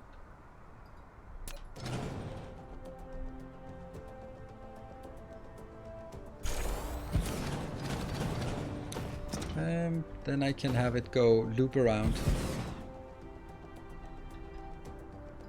And by that I mean, come on. I can loop it from here, go back, and then in. Because I was kind of annoying that I had too many belts, and that this will go out to the side, this will go out to the other side, and I think this is too close. Like, I don't like having it right there. This feels like something that would break at some point if we tried to paste it somewhere else. Let's try it. No, it's fine.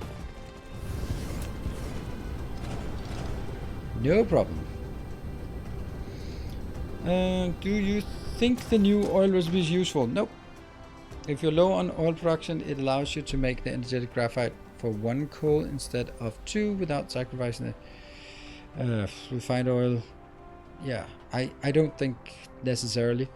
Like, if you're low on coal, if you're low on coal, then you can't do proliferation, so you're screwed. So I don't think that's a good thing. Basically close to the polar region. Nope, because it will never be more closer to the polar region than this, because all my designs, they belong in this area. They are not meant to be squeezed up out here, so don't care if they don't work there.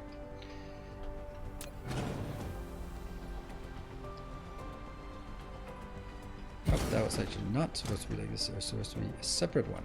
There you go. Yep, thank you, Fennec. I saw it myself as well.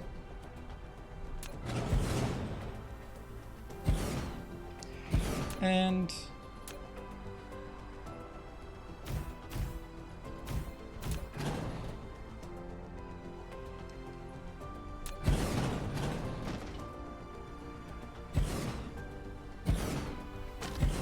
that will be outbound and outbound.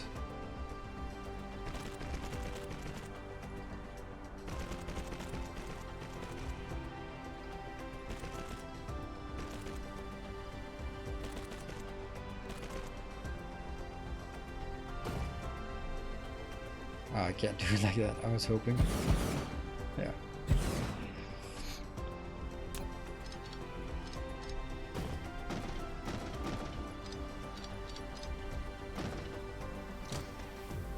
I know it's not necessary, but I just prefer it that way. Good evening, Shadow Fight. Anything to do with chemical plants in this game is such a massive ball. Like, really? I think nothing compared to these awfulnesses. They are terrifyingly awful. Right, so now we got to this point, and that means we need to insert the next tower, which is definitely going to be right there.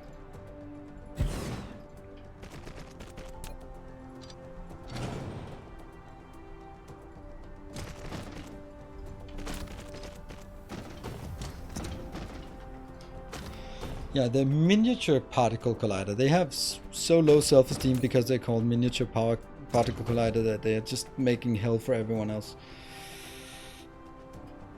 Let me see how I'd want to build this. Like, I need this one up here, but how are we going to get... It's either going in as one line or it's going in as two lines. I think I'd like to go out as two lines, which would be down here and down there. And something from here has to go down 3 lines. That's really bad.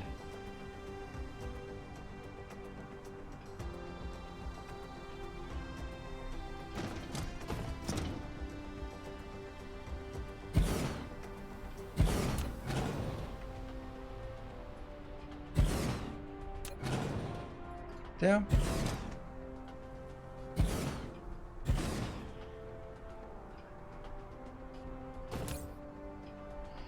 And the quantities for these are all the same, right? Yeah, 2, 2, and 1, kind of. It's not really a lot of space we have here. I might need to go on a mission to squeeze. I can squeeze a little bit, but I can't actually squeeze a lot on this part here.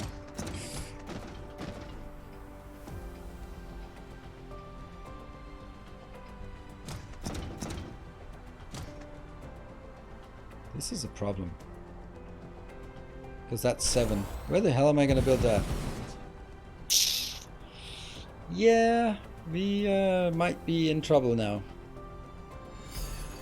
Oh, hey, Shadow Fight. Thank you for the 1500 bits. Just like that, out of the blue. Use Chemical Plant Mark II? No, because I don't have the Chemical Plant Mark II by the time I built this. This is designed towards being Mark II assemblers instead of Mark III. I just don't have Mark II assemblers on me. But if I make this, like, you've just unlocked this one and go like, yes, now I need to make blue science. I heard this Nilaus guy has a good blueprint. You take a blueprint and then it requires this thing, which you can't unlock to build it. Plus the items you have here, you won't have those anyway. So then you'd be sorely disappointed. So I want to make something that works from the first moment you can build it, but it's nice enough that you'd want to use it moving forward. And yes, this one is requesting stuff that carbon nanotubes. Do you then have carbon nanotubes somewhere? Well, you're gonna have to, because this is what's being input here. And if you need to build a separate build for carbon nanotube, then do so. And you will anyway, because carbon nanotube is also used for frame material. Yes, so you need it anyway in your first setup base. But this is interesting.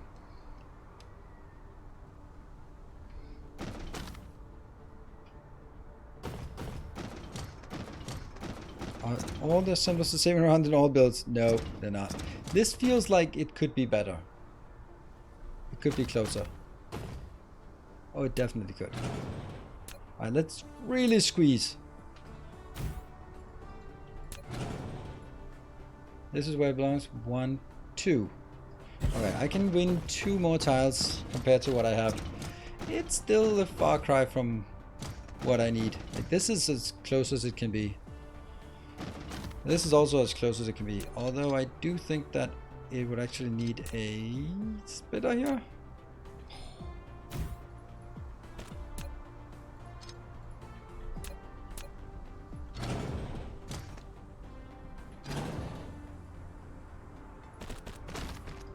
Then we have 2 lanes out.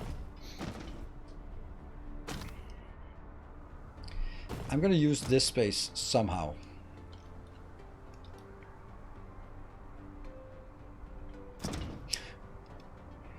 Somehow, alright? Come on, brain, work. It's only midnight. You can do it.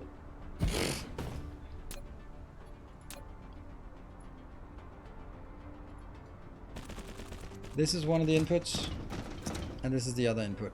But they kind of have to be in between here. Which is bad. Because if they squeeze in here, then how am I gonna get something from out here on the outside? I'm not. And I could also do it this way.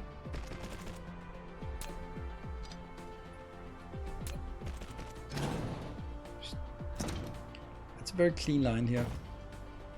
And then I'd have something else coming on the other belt. That's 2 of the things. Edgerson, thank you for joining. Refineries, you will not need all 4 inputs, outputs. Chemical plants can be close to the refineries. Might win 1. I need... It's only 2 inputs, so I need 3 of the 4 junctions, so it could be moved 1. Like, I think this is good. The only problem is the middle one.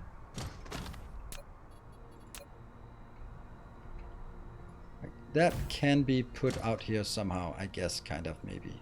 Like that. I'm really squeezing right now.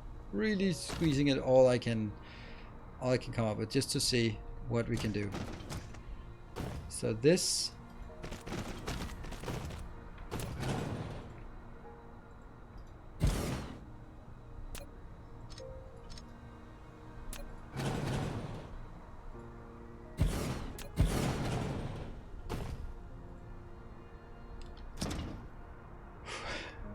Because what if...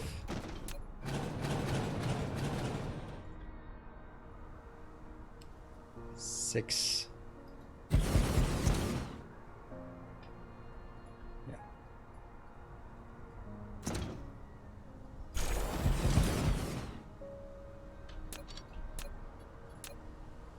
This is not gonna work. Ah, it's not gonna work because I need the other one to be the output. I'm gonna have an output here.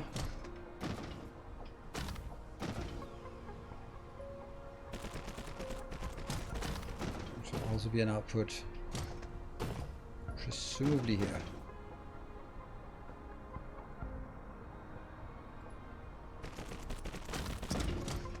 I think we'll just build it and see how much we overlap, and then see how much we need to squeeze.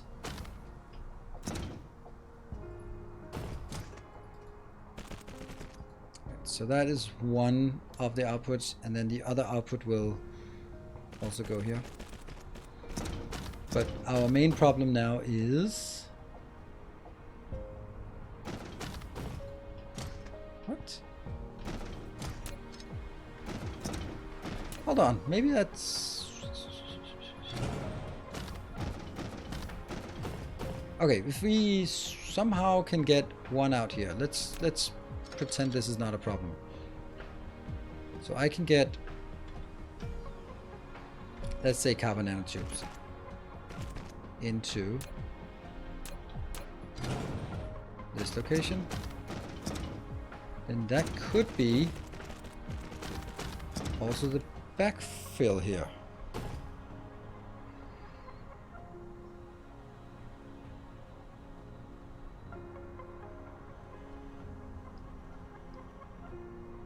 If I could do that, then I could make it even closer here.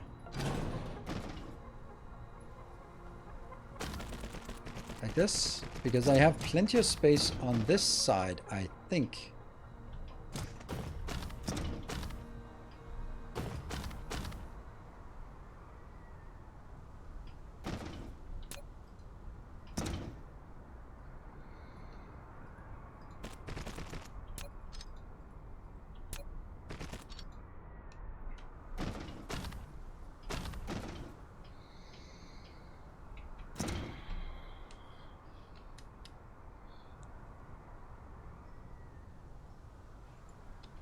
This will be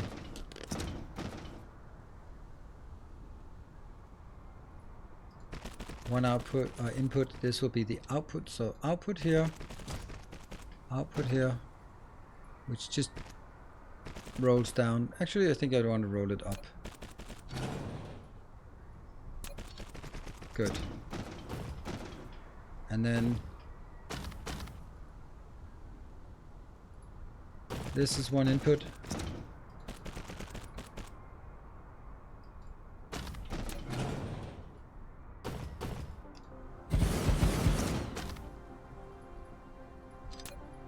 And then this will be another input. All right, and we have some lines crossing issues here.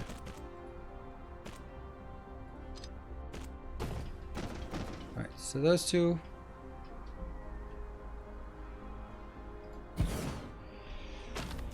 And then what else do we have?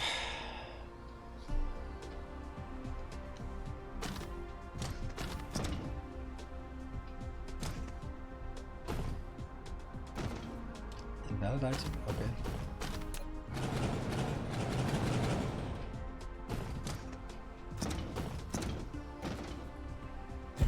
Yes, they overreach a bit.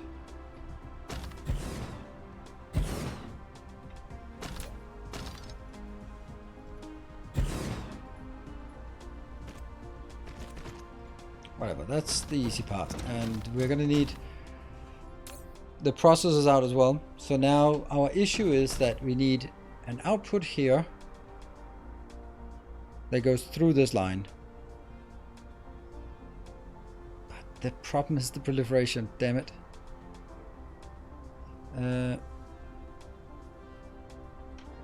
Remember that 7 plus 5 is also, that's true. But why are we doing, this is 7 plus 6.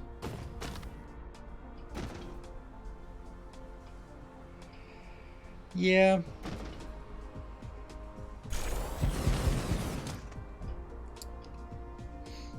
I mean, so I can do this, but I can't proliferate it.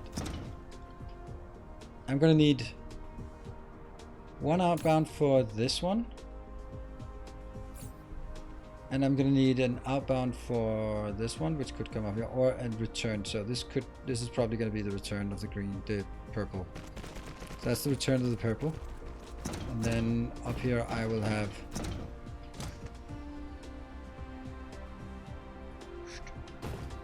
processors coming out. I'm kind of thinking if we can, then this should be a little bit closer. So this can be like in a direct line, and this can be a direct line. Just look good, wouldn't it? Doesn't matter at all. Like, not at all. This one is really killing me. How many we actually need here. Yeah, I think that might be something we have to leave it just a bit.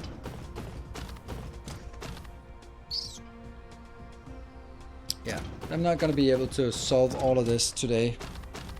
I think that it has a really good potential to be a good build. This is, remember, these are supposed to be rank Mark 2. So that's why if you are starting to feel that I've done some bad math, then that's probably because of this. Yeah, like that. That's supposed to be like this. So anyway, this is supposed to be 4 outbound of this per second. So it goes in here, proliferated, and then comes out as 5 purple signs going back. So 5 purple signs per second is the answer.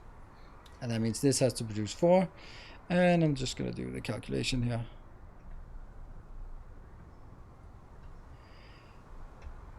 They're on an 8-second cycle. So if I want to produce 4 per second divided by the proliferation, that means 3.2 divided by 8 seconds crafting time. No, multiply by the fact that there are 8 seconds. That's 25.6 machines, and I have 26. So that's why we are stuck here with 26 machines. Whew. Well, that's a challenge. I'm sure that in the light of day we can have a look at it. So we'll continue on this on Thursday. But we did manage to get this one, and we did manage to fix a lot of our issues here. So that's nice. And thank you all for a good and civil talk, and just having a good old time. Tomorrow, Valheim, be there so you can be part of us starting up a new series of Valheim here on Twitch. And yeah, it's gonna be good. We will be playing Mistlands, but we'll be starting over. Also, I'll be throwing up some more Cosmoteer on YouTube probably tomorrow, I guess. That's the plan at least. So, good night, take care, and stay effective.